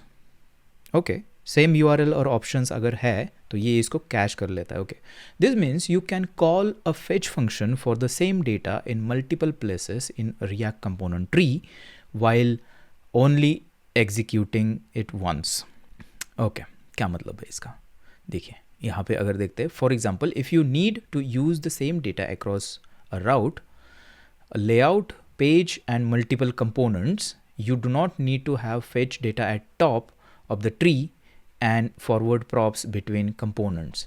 Okay, so इसका मतलब ये है, इसको थोड़ा सा ना डायग्राम की मदद से समझने की कोशिश करते हैं। तो हम क्या करते हैं ना, जब भी हम एप्लीकेशन के अंदर हमें डेटा फेच करना होता है, लेट्स से कि ये हमारा डेटा सोर्स है। सो ये डेटा सोर्स, ये मतलब आपका डेटाबेस हो सकता है या फिर थर्ड पार्टी APIs हो सकती हैं। और यहाँ पर लेट्स से कि हमारे पास ये लेआउट है, हमारा कंपोनेंट है ना, लेआउट कंपोनेंट होता है जो टॉप लेवल पे होता है। सो लेआउट है ये हमारा, लेट्स से, एंड यहाँ पर हमारे पास और एक कंपोनेंट है, मे बी लेट्स से कि ये कंपोनेंट A है, राइट। उसके बाद लेट्स से कि हमारे पास और एक कंपोनेंट है इसके अंदर, चाइल्ड कंपोनेंट इसका। सो ये कंपोनेंट है और ये हमारा है कंपोनेंट B, इसको करते हैं। तो इस तरह से हमारी हायरार्की है, ऐसे समझते हैं। अब लेट्स से कि हमें यहाँ पे डेटा फेचिंग करनी है। ओके, अब डेटा फेचिंग ऐसे समझ लेते हैं कि हमें कंपोनेंट B के अंदर डेटा दिखाना है, तो कंपोनेंट B के अंदर हमने फेच कर लिया डेटा, ठीक है। अब कभी कभी ऐसा भी होता है कि वो डेटा हमें कंपोनेंट ए के अंदर भी चाहिए होता है। तो एक तरीका क्या है कि आप ये जो है इसको मूव कर लो ऊपर, डेटा फेच ए कंपोनेंट के अंदर करो और इसको आगे एज अ प्रॉप पास कर दो। ये हम हर बार करते आए हैं रिएक्ट के अंदर। अब कभी कभी होता है कि सेम डेटा हमें लेआउट के अंदर भी चाहिए होता है, तो हम क्या करते हैं, हम इसको मूव करते हैं, इसको डेटा लिफ्टिंग हम बोलते हैं बेसिकली, और इसको हम इस तरह से पास करते हैं, यहाँ से यहाँ एंड देन यहाँ से नीचे, और तीनों कंपोनेंट के अंदर ये सेम डेटा यूज़ हो रहा है, राइट। और इसकी वजह से इसको हम प्रॉप ड्रिलिंग बोलते हैं, और इसकी वजह से क्या हो जाता है कि हमारा ये एप्लीकेशन थोड़ा सा कॉम्प्लेक्स बन जाता है, इसका डेटा फ्लो वगैरह। तो अगर ऐसे होता था कुछ, है ना, इसको अगर मैं हटा देता हूँ, अगर ऐसे होता था कि यहाँ पे डेटा चाहिए तो वहाँ पे फेच कर लिया, यहाँ पे चाहिए तो यहाँ पे फिर से फेच कर लिया, यहाँ पे चाहिए तो यहाँ पे फिर से हमने फेच कर लिया, अगर ऐसा होता तो बढ़िया होता था ना, कोई भी प्रॉप वगैरह पास करने की ज़रूरत नहीं है, कंपोनेंट अपना अपना डेटा जो है फेच कर रहा है, और सेम डेटा, हाँ, ये सेम रिक्वेस्ट करनी है, लेट्स से कि /API to do's, okay, same data fetch करना है तीनों कंपोनेंट के अंदर, काम तो करेगा, बट यहाँ पे डुप्लीकेशन हो रहा है, राइट, 3 रिक्वेस्ट हो रही है, और ये सिंगल एक ट्री है, इसका मतलब जैसे ही ये कंपोनेंट लोड होता है तो इसके अंदर तीनों कंपोनेंट्स एक ही ट्री के अंदर तुरंत लोड हो जाते हैं और 3 रिक्वेस्ट चली जाएगी। इसका सॉल्यूशन नेक्स्ट.जेएस के पास है, और वो रिक्वेस्ट मेमोराइजेशन जो अभी लेयर हम देखने वाले हैं उसकी वजह से, उसकी मदद से सॉल्व होता है। हमें इस तरह से 3 रिक्वेस्ट करने की ज़रूरत नहीं है। नेक्स्ट.जेएस क्या करता है, वो देखता है कि अच्छा एक बार ये सेम डेटा सेम यूआरएल के ऊपर सेम ऑप्शन से अगर फेच हुआ है तो फिर से अगर रिक्वेस्ट जा रही है तो ये इसको वो जो रिक्वेस्ट मेमोराइजेशन इन मेमोरी उसने स्टोर करके रखा है उसका रिटर्न जो भी वैल्यू है फेचिंग की, वो इसको यहाँ से ही रिटर्न करता है, फिर से डेटा सोर्स के ऊपर रिक्वेस्ट करने की ज़रूरत नहीं है। यहाँ पे भी सेम चीज़, वो देखेगा अच्छा इसके अंदर ऑलरेडी डेटा फेच किया हुआ है हमने सेम रिक्वेस्ट के लिए, तो वो यहाँ से ही डेटा इसको दे देगा। तो मतलब एक तरह से ये क्या कर रहा है, ये जो रिक्वेस्ट का डुप्लीकेशन हो रहा है उससे ये हमें बचा रहा है। तो देखिए यहाँ पे एग्जांपल देखते हैं, लेट्स से कि ये हमारा राउट है /A, एंड इस राउट के अंदर हम फेच यूज़ कर रहे हैं, और फेच के अंदर /item/1 ये यूआरएल है, ऐसे समझते हैं। तो पहली बार जब भी रिक्वेस्ट करेंगे तो ये जो रिक्वेस्ट मेमोराइजेशन जो है हमारा लेयर जो है इन मेमोरी होती है, मेमोरी के अंदर स्टोर है, तो उसके अंदर कोई भी डेटा नहीं होगा उस एंड पॉइंट का, क्योंकि पहली बार रिक्वेस्ट कर रहे हैं तो वो मिस हो जाएगा यहाँ पे। तो वो आगे जाएगा, लेट्स से कि डेटा कैशे जो है हमारा उसके अंदर जेसन कैश था हमारा, या फिर डेटा सोर्स जो भी है जहाँ से भी डेटा आया है ये सेट कर देगा डेटा कैशे के ऊपर, जो कि बिहेवियर उसका होता है। वापस आके ये रिक्वेस्ट मेमोराइजेशन लेयर जो है इसके ऊपर ये सेट करता है। इसके ऊपर सेट इसलिए करता है क्योंकि ये ग्रीन आप देख रहे हो ये क्या है, सिंगल रेंडर पास इसको हम बोल रहे हैं। मतलब लेट्स से कि हमारे पास ये 3 कंपोनेंट्स है, ये सिंगल रेंडर पास है, ये मतलब एक ट्री रेंडर हो रही है लेआउट के अंदर, कंपोनेंट ए है, कंपोनेंट बी उसके अंदर है, तो ये सिंगल रेंडर पास है, एक ही साथ तीनों कंपोनेंट्स रेंडर होते हैं। तो ये ग्रीन वाला वही है सिंगल रेंडर पास। तो लेट्स से कि ये लेआउट के अंदर हमने फेच किया है, ऐसे समझ लेते हैं अभी के लिए। तो यहाँ पे ये सेट हुआ है, राइट, देखिए रिक्वेस्ट मेमोराइजेशन के ऊपर।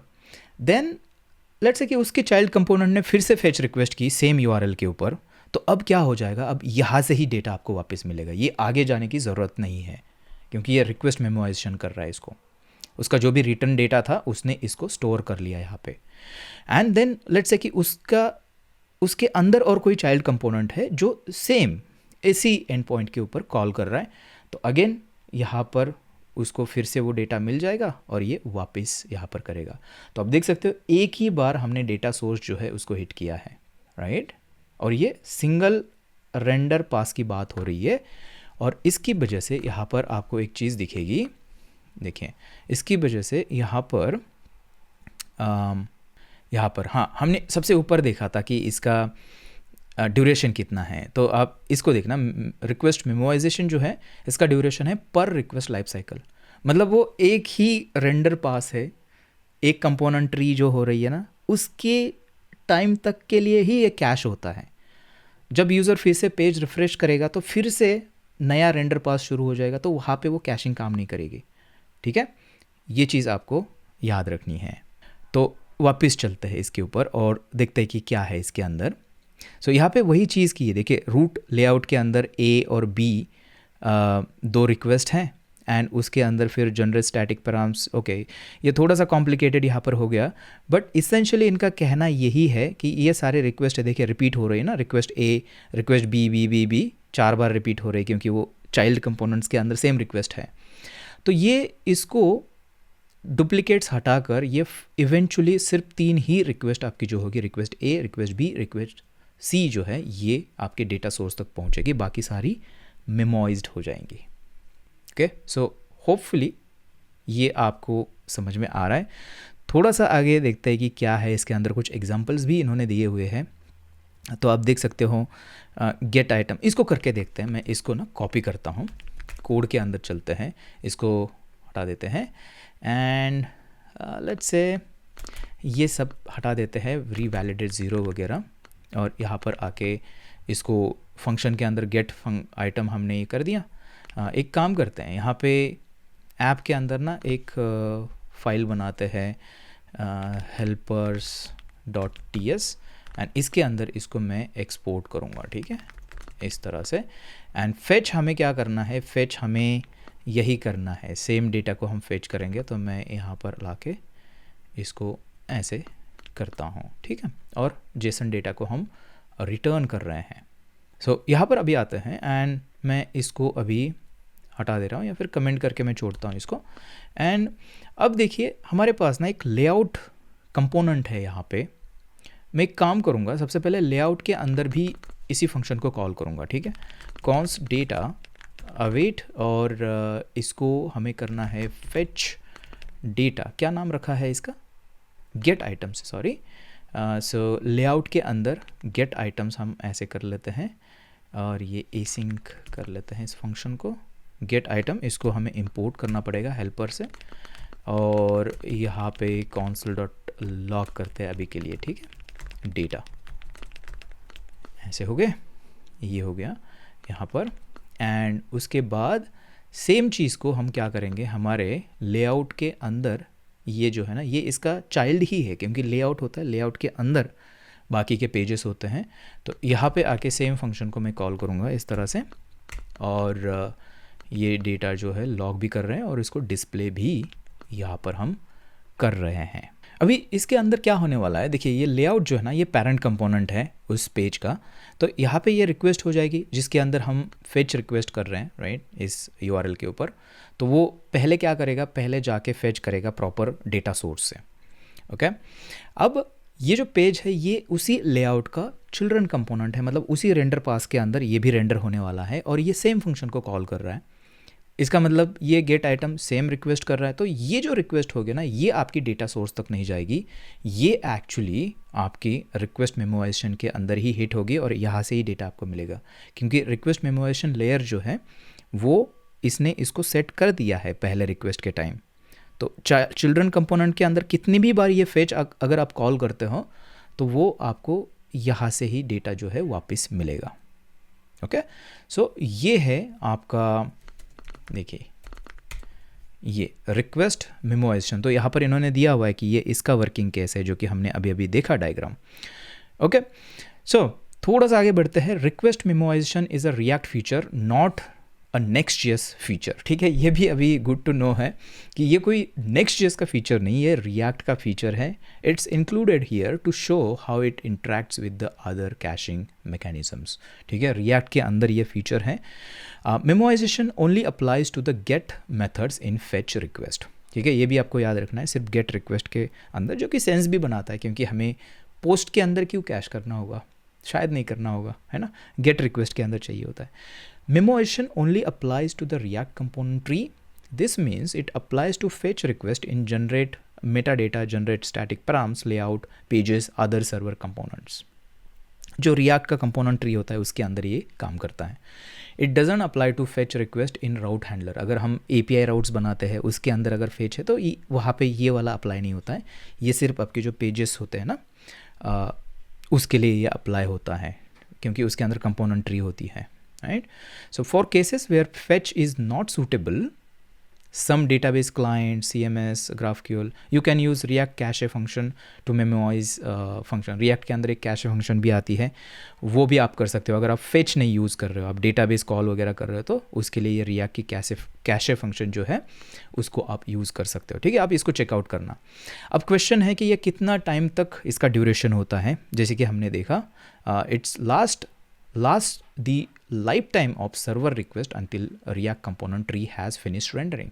जितने भी एक सिंगल रेंडर पास होता है उसके अंदर ही उतना ही उसका कैशिंग का लाइफ टाइम होता है। ठीक है, पेज रिफ्रेश करेंगे नए रिक्वेस्ट के लिए, फिर से वो फ्रेश डेटा जो है वो पूरा कंपोनेंट ट्री के अंदर डीडुप्लीकेशन जो है रिक्वेस्ट का वो शुरू हो जाएगा। सो इसको रीवैलिडेट कैसे करते हैं? रीवैलिडेट करने के लिए, since the memorization is not shared across the server request and only applies during rendering, there is no need to revalidate. इसको रीवैलिडेट करने की ज़रूरत नहीं है, ये बाय डिफ़ॉल्ट अच्छी चीज़ है। ठीक है, तो इसको रीवैलिडेट नहीं करते। Opting out, memoization only applies to get method fetch request. On other methods such as post delete are not memoized. This default behavior is a React optimization. We do not recommend opting out. तो ये recommend कर रहे हैं कि इसको आप opt out ना करें। ठीक है, इसको आपको ऑप्ट आउट नहीं करना। ये एक अच्छा फीचर है जो कि आपको हर एक केस में यूज़फुल ही होगा, क्योंकि उसका लाइफ टाइम उतना ही है जो ट्री रेंडर हो रही है ना रिएक्ट की, उस उतने के लिए ही है, तो कोई अफेक्ट हमारे एप्लीकेशन के अंदर नहीं देता है।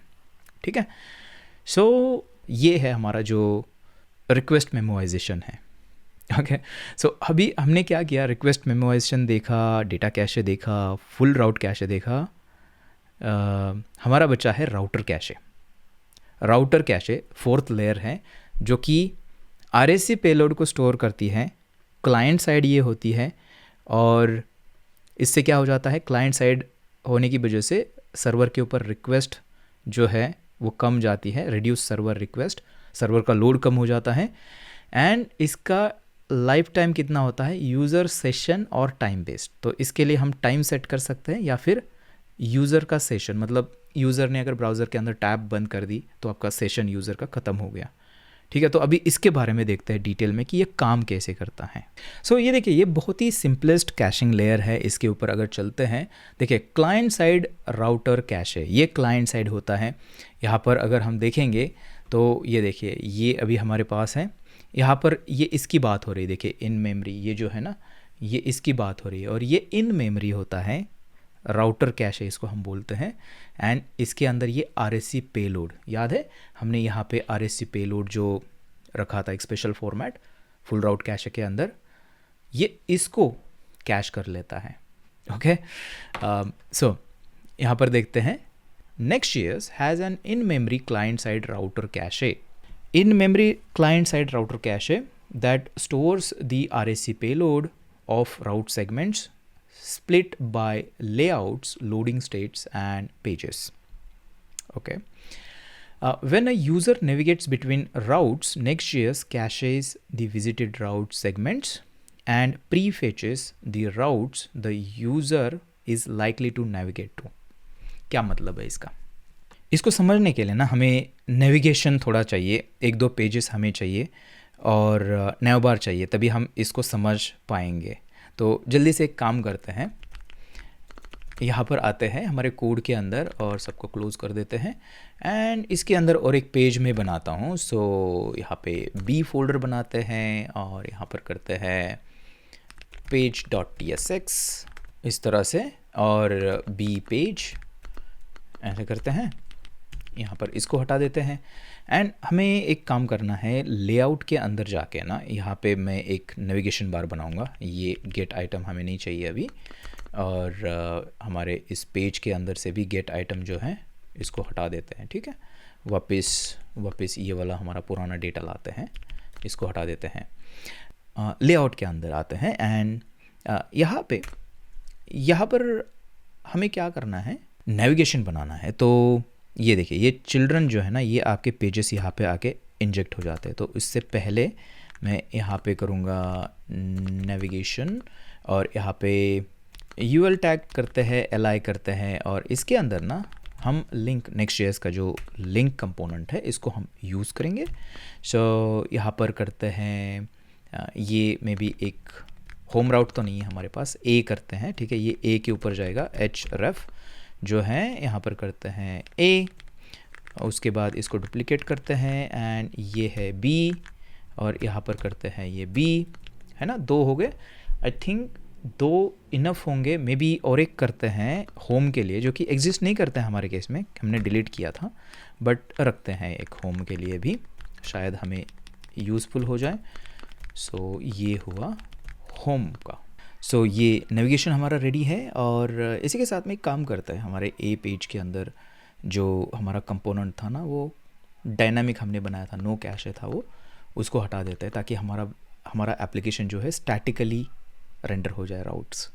ओके, सो अभी चलते हैं, यहाँ पे करते हैं npm रन बिल्ड, एप्लीकेशन को बिल्ड करते हैं, क्योंकि ये जो राउट्स जो है ये काम करते हैं क्लाइंट साइड, जो राउटर कैशे है ये प्रोडक्शन के अंदर ही काम करता है, तो इसलिए बिल्ड कर रहे हैं। आप यहाँ पे देखना कि हमारी पूरी साइट जो है स्टैटिकली रेंडर्ड है, देखिए सारे सर्कल्स आपको यहाँ पर दिखेंगे। सो अभी करते हैं npm स्टार्ट, और अगर इसको ओपन करते हैं, यहाँ पर रिफ़्रेश करते हैं, तो हमारा ये नेविगेशन कुछ ऐसे दिख रहा है, बहुत बढ़िया है, वर्टिकल नेविगेशन साइड बार जैसा। ए पेज है, यहाँ पर हम ए पेज के ऊपर ही हैं, अभी बी के ऊपर चलते हैं तो बी पेज हमारा ओपन हो जाता है, एंड ए के ऊपर चलते हैं तो ए पेज हमारा ओपन हो जाता है। ओके, नेविगेशन हमारा चल रहा है बढ़िया। अब हमें क्या करना है, मैं आपको अभी हमारा जो नेटवर्क टैब है उसको ओपन करके दिखाऊंगा, क्योंकि उसके अंदर हमें देखना है कैसे हमारा जो क्लाइंट साइड राउटर कैश है ये काम करता है। तो ये फेच XHR जो है इसको ओपन करते हैं, एंड मैं ए के ऊपर चलूँगा, तो ये आप देखना यहाँ पे एक रिक्वेस्ट सर्वर के ऊपर हुई है, जो कि 404 फॉर सम रीज़न दे रही है, कुछ तो इंटरनल इसका प्रॉब्लम है, बट एक रिक्वेस्ट हो रही है, और ये जो रिक्वेस्ट हो रही है ये RSC पेलोड को गेट करने के लिए हो रही है। आप देख सकते हो यहाँ पर RSC, और ये ID है, स्पेशल ID। अगर मैं B के ऊपर चलूँ तो यहाँ पे आप देखना B के ऊपर फिर से एक रिक्वेस्ट हो रही है, 404 आ रहा है बट रिक्वेस्ट हो रही है, और फिर से A के ऊपर अगर चलते हैं फिर रिक्वेस्ट हो रही है, B के ऊपर, A के ऊपर, B के ऊपर, A के ऊपर। अब देखिए बार बार अगर मैं करूँ जल्दी जल्दी, तो अभी एक्स्ट्रा रिक्वेस्ट हमारी नहीं हो रही है, लेकिन पेज हमारे जो है वो लोड हो रहे हैं, देखिए बीच बीच में एक हो रही है ना। तो ये जो है ना, ये पॉसिबल हुआ है किसकी वजह से, ये पॉसिबल हुआ है हमारा ये जो क्लाइंट साइड राउटर कैशे है, इसके अंदर आप देख सकते हो कि this results in instant back forward navigation, जो कि हमने अभी देखा नहीं, मैं दिखाता हूँ आपको। देखिए यहाँ पर अगर मैं बैक चलता हूँ तो एक रिक्वेस्ट हुई, फॉरवर्ड एक हुई, वापस अगर बैक फॉरवर्ड अगर करते हैं तो देखिए कोई भी नई रिक्वेस्ट सर्वर के ऊपर नहीं हो रही है, क्योंकि ये जो हमारा क्लाइंट साइड राउटर कैशे है ये आपका जो RSC पेलोड है जिसके लिए रिक्वेस्ट हो रही है, इसको ये कैश कर लेता है लोकली इन मेमोरी ब्राउज़र के अंदर। ओके, अब देखिए, अब यहाँ पर ये समझ में आ रहा है बैक एंड फॉरवर्ड नेविगेशन हो रहा है, no full page reload between navigations, ये भी हमने देखा, नेविगेशन पे वो फिर से रीलोड नहीं हो रहा है RSC हमारा। Preservation of browser state and react state shared layouts, जो भी शेयर्ड लेआउट्स होते हैं आपके पेजेस के अंदर, है ना, एक पेरेंट लेआउट, उसके अंदर मल्टीपल पेजेस हो सकते हैं, तो उसको शेयर्ड लेआउट बोलते हैं हम, तो उसका स्टेट जो है वो मेंटेन करता है ये जो राउटर कैशे हैं। तो देखिए राउटर कैशे जैसे ही हो हम, मतलब ये बाय डिफ़ॉल्ट एनेबल ही होता है। लेआउट्स आर कैश्ड, आपके जो लेआउट्स होते हैं एक पेज के ऊपर से दूसरे पेज के ऊपर जाते हैं अगर हम, तो आपका जो कॉमन लेआउट है ये कैश्ड होता है, ये फिर से री रेंडर नहीं होगा। Okay, and on navigation partial री रेंडरिंग इसको बोलते हैं हम, ये वीडियो देखना आप, इसके ऊपर हमने डिटेल में वीडियो बनाया है। उसके बाद loading states are cached and reused on navigation for instant navigation. Loading states मतलब क्या होता है, तो ये देखिए बेसिकली जो आपका loading.js फाइल होती है, एक स्पेशल फाइल होती है जहाँ पे आप लोडिंग स्केलेटन वगैरह दिखा सकते हो, तो ये चीज़ें भी कैश्ड होती है इसकी वजह से। उसके बाद है pages are not cached by default, जो आपके पेजेस होते हैं बाय डिफ़ॉल्ट कैश्ड नहीं होते हैं, पेजेस कैश नहीं है, आपका RSC पेलोड कैश्ड है, ठीक है, दोनों अलग चीज़ें हैं, but are reuse during browsers backward and forward navigation. तो पेजेस जो है कैश कैश नहीं है बट ये रीयूज़ किया जाता है। ये मुझे समझ में नहीं आ रहा है इसकी वर्डिंग, कैश नहीं किया लेकिन रीयूज़ किया जाता है, कैसे पता नहीं। ठीक है, आगे बढ़ते हैं। You can enable caching for page segments by using experimental stale time config option. Okay, so experimental एक कॉन्फ़िग ऑप्शन आया है। अगर आप आपकी जो next.config.js फाइल है इसके अंदर अगर जाओगे, स्टेल टाइम आप डाल सकते हो, डायनामिक जो आपके पेजेस है उसके लिए 30 फॉर एग्जांपल डाल दिया आपने सेकेंड, स्टैटिक के लिए 180। तो इस तरह से डायनामिक और स्टैटिक जो पेजेस है उनके लिए अलग अलग से आप क्या कर सकते हो, सेट कर सकते हो आपका जो caching for page segments. Okay, pages के लिए कैशिंग सेट कर सकते हो।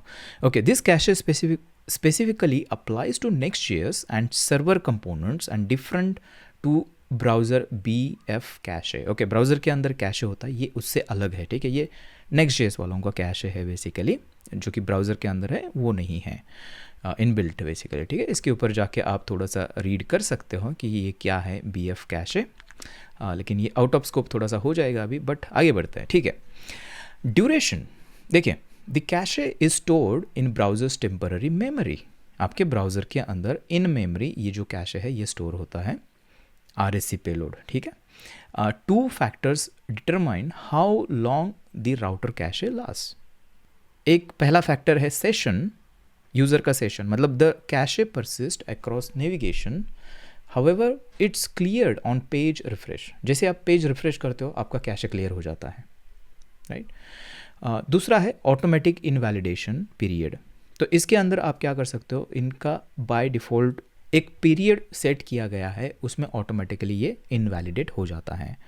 तो क्या है, the cache of layouts and loading states is automatically invalidated after specific time, जो कि इन्होंने बाद में बताया हुआ है कितना होता है। देखिए 5 मिनट इसके ऊपर आते हैं अभी। तो एक स्पेसिफिक टाइम होता है, उसके बाद ऑटोमेटिकली जो ब्राउज़र के अंदर ये क्लाइंट राउटर कैशे है वो क्लियर हो जाता है। The duration depends on how the resource was prefetched and if the resource was statically generated. अब ये प्रीफेच की एक अलग कॉन्सेप्ट है। इसके अंदर बेसिकली क्या होता है, इसको अगर ओपन करोगे तो आप लिंक टैग जो होता है ना आपका, लिंक टैग के अंदर आप यहाँ पे प्रीफेच ऑप्शंस जो है वो ऐड कर सकते हो।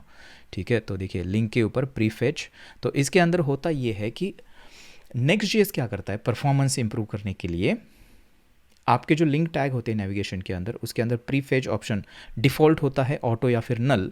इसका मतलब ये क्या करता है, prefetch behaviour depends on whether for static routes the full route will be prefetched. Okay, हम थोड़ा सा आउट ऑफ स्कोप जा रहे हैं, बट ये बेसिकली क्या करता है कि यूज़र, मतलब अगर लिंक यूज़र देख रहा है, राइट, तो ये Next.js क्या समझ लेता है कि ये इवेंचुअली उस पेज के ऊपर जाएगा। हमारे केस में यहाँ पर A, B और होम पेज अगर यहाँ पर है, अब देखना मैंने हवर किया तो तुरंत यहाँ पे एक रिक्वेस्ट हुई थी।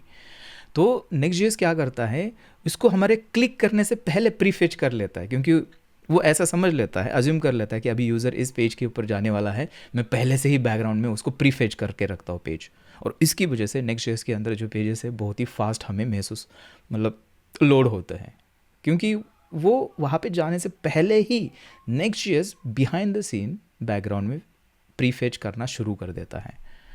ओके, सो वो एक्चुअली आपका यहाँ पे होता है प्रीफेच के अंदर। ठीक है, उसके ऊपर अलग से मैं वीडियो बनाऊंगा, आप मुझे कमेंट करके बताना इसके बारे में। तो यहाँ पर है duration depends on how resources were prefetched and resource was statically generated. Default prefetching, okay, prefetching का डिफ़ॉल्ट ये होता है Next.js के अंदर, नल है ना, नल और अनस्पेसिफाइड। अगर नहीं करते हम स्पेसिफाई तो डिफ़ॉल्ट वो है। तो अगर ऐसा है, जो कि हमारे केस में है, देखिए अगर यहाँ पर अगर हम देखें हमारा लेआउट, तो यहाँ पे देखिए कोई भी मेंशन प्रीफेच हमने नहीं किया है। अब यहाँ पे ऐसे करते हो प्रीफेच ऑप्शन, एंड इसके अंदर आप मेंशन करते हो कि क्या करना है प्रीफेच के साथ में। ठीक है, अगर नहीं करते हैं तो वो बेसिकली आपका डिफ़ॉल्ट हो गया, राइट, जो कि यहाँ पर हमने देखा था ना, ये देखें डिफ़ॉल्ट होता है ऑटो या फिर नल। अगर ऐसा है तो आपके जो डायनामिक पेजेस है वो कैश नहीं होते हैं। डायनामिक पेजेस क्या होते हैं ये ऑलरेडी हमने देखा है। अगर हम हमारे कोड के अंदर आते हैं और यहाँ पे इसको अगर करते हैं कैशे कैशे अगर करते हैं नो स्टोर, अगर ये हम ऐड करेंगे तो हमारा ये जो पेज है ये क्या हो जाएगा, डायनामिक हो जाएगा, कैशे नहीं होगा, राइट। एफ सिंबल जो आता है बिल्ड के टाइम वो डायनामिक है। अगर ऐसा है तो डायनामिक पेजेस आपके कैश नहीं होंगे, हर एक रिक्वेस्ट के ऊपर आपका वो RSC वगैरह रिक्वेस्ट हो जाएगी सर्वर के ऊपर। अगर ये स्टैटिक पेज है तो ये 5 मिनट के लिए आपके जो है कैश हो जाते हैं पेज, जो कि हमारे केस में हमारा जो है स्टैटिक एप्लीकेशन है, ये स्टैटिकली रेंडर हुआ है, तो उसकी वजह से अगर आप जल्दी जल्दी नेविगेट करोगे ना तो देखिए रिक्वेस्ट नहीं होगी, देखिए 2 ही रिक्वेस्ट हुई है, मैं नेविगेट तो कर रहा हूँ। ओके, फुल प्रीफेचिंग, अगर हम फुल प्रीफेचिंग कर रहे हैं या फिर ये ऑप्शन सेट है तो 5 minute for both static and dynamic pages. क्या मतलब है इसका, अगर प्री फेच हम करके रखते हैं, मतलब हमारे यहाँ पे आके अगर हम ऐसे करते हैं कुछ प्री फेच एंड ट्रू, अगर इसको करते हैं और यहाँ पे भी ट्रू करते हैं, अगर ऐसा है प्री फेच हम कर रहे हैं और इसको अगर हम बिल्ड करेंगे तो चाहे आपका डायनामिक पेज भी ना हो, मतलब डायनामिक पेज भी अगर हो, दोनों स्टैटिक और डायनामिक के लिए दोनों कैश हो जाएंगे, जो कि हमारे डिफ़ॉल्ट केस में नहीं हो रहे थे। इसको टेस्ट करके देखते हैं जल्दी से, क्या ये सच बोल रहे हैं कि ऐसे लिखा हुआ है। सो एक काम करता हूँ मैं, पहले तो प्रीफेच को हटा देता हूँ, ठीक है, एंड इसको डायनामिक हमने कर दिया यहाँ पे, ठीक है, मैं बिल्ड करता हूँ इसको, ठीक है। बिल्ड करना होता है क्योंकि ये प्रोडक्शन के अंदर ही काम करता है, ये वाली जो कैशिंग लेयर है आपकी। सो बिल्ड करते हैं, डायनामिक हमारा पेज हुआ है, देखिए ये ए जो है ना ये डायनामिक है। सो PNPM स्टार्ट करते हैं इसको, और ब्राउज़र के अंदर अगर चलते हैं, यहाँ पर अगर मैं रिफ़्रेश करूँ इसको, तो अब देखिए सारे जो है प्रीफेच हुए हैं, देखिए सारे पेजेस प्रीफेच हुए हैं ना सबके लिए, B भी है, A भी है इसके अंदर। हमारे केस में जो A जो है ये डायनामिक है, राइट। सो इसका मतलब क्या हुआ, अगर मैं B के ऊपर करूँ तो रिक्वेस्ट होगी, A के ऊपर, देखिए A के ऊपर करता हूँ क्लिक तो एक नई रिक्वेस्ट हो रही है, B के ऊपर नहीं हो रही है, ध्यान से देखना, A के ऊपर हो रही है, B के ऊपर नहीं हो रही, A के ऊपर हो रही फिर से देखिए, A के ऊपर हो रही है, B के ऊपर नहीं हो रही, A के ऊपर हो रही है, B के ऊपर नहीं। क्यों? A के ऊपर इसलिए हो रही है क्योंकि A जो पेज है हमारा ये वाला है ना, ये आपका डायनामिक पेज है, और डायनामिक पेज अगर है तो इनका कहना यही है, अगर डिफ़ॉल्ट प्रीफेचिंग जो कि हम अभी यूज़ कर रहे हैं, कोई मेंशन अनस्पेसिफाइड है, तो डायनामिक पेजेस कैश नहीं होते हैं। और B हो रहा है क्योंकि वो स्टैटिकली रेंडर्ड है, B वाला जो पेज है हमारा, और वो 5 मिनट के लिए होगा, ठीक है, 5 मिनट तक नई रिक्वेस्ट नहीं जाएगी। बढ़िया है। अब ये देखते हैं, प्रीफेच ट्रू करके देखते हैं। सो मैं इसको कॉपी करूँगा एंड ये डायनामिक ही रखते हैं, ठीक है। इसको लेआउट के अंदर हम एक काम करते हैं, इसको अंडू करते हैं तो ये ट्रू हो जाएगा, ठीक है। ट्रू हमने कर दिया, और अभी चलते हैं ब्राउज़र के अंदर, इसको करते हैं रीबिल्ड, एंड रीबिल्ड करके फिर से स्टार्ट करेंगे। तो देखिए ये सेम तरीके से ये A जो पेज है ये डायनामिक है, ठीक है, ध्यान में रखिए। और अभी करते हैं स्टार्ट और चलते हैं ब्राउज़र के अंदर, और अब देखते हैं कि क्या सच में ये हो रहा है कि नहीं हो रहा है। रिफ्रेश, तो आप देखना यहाँ पे B और A एक बार हमारा क्या हुआ है, शुरू में प्रीफेच हुआ है, ओके। अब चलते हैं B के ऊपर, रिक्वेस्ट होगी A के ऊपर, B के ऊपर, A के ऊपर, B के ऊपर, A के ऊपर। देखिए अब दोनों हमारे, ये A जो है हमारा ये डायनामिक है लेकिन फिर भी ये कैश हुआ है, यही लाइन ये बोल रही है। अगर ऐसा है तो 5 मिनट के लिए both static and dynamic pages are cached. So ये है इसका ड्यूरेशन। तो यहाँ पे देखिए नेक्स्ट क्या है, while a page refresh will clear all cache segments, the automatic invalidation period only affects the individual segment from the time it was प्रीफेच्ड।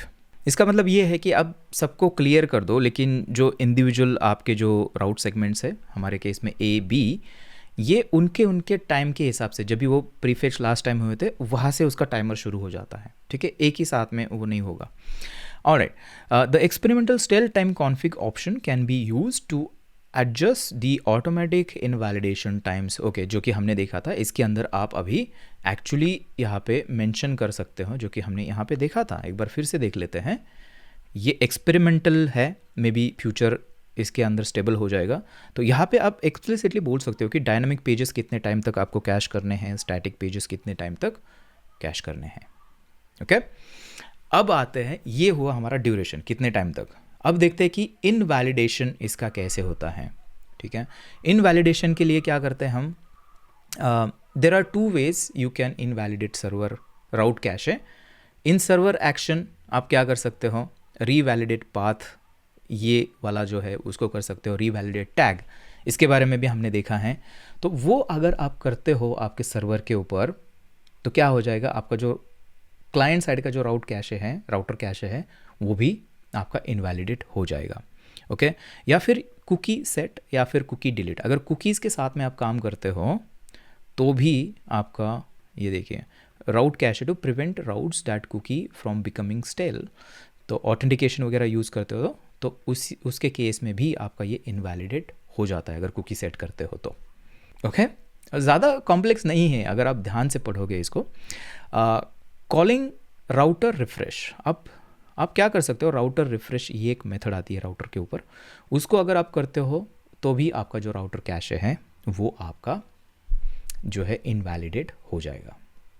Okay, opting out मतलब अगर हमें चाहिए नहीं आपका ये कैश है, तो उसके लिए क्या कर सकते हो, as of Next.js 15 page segments are opted out by default.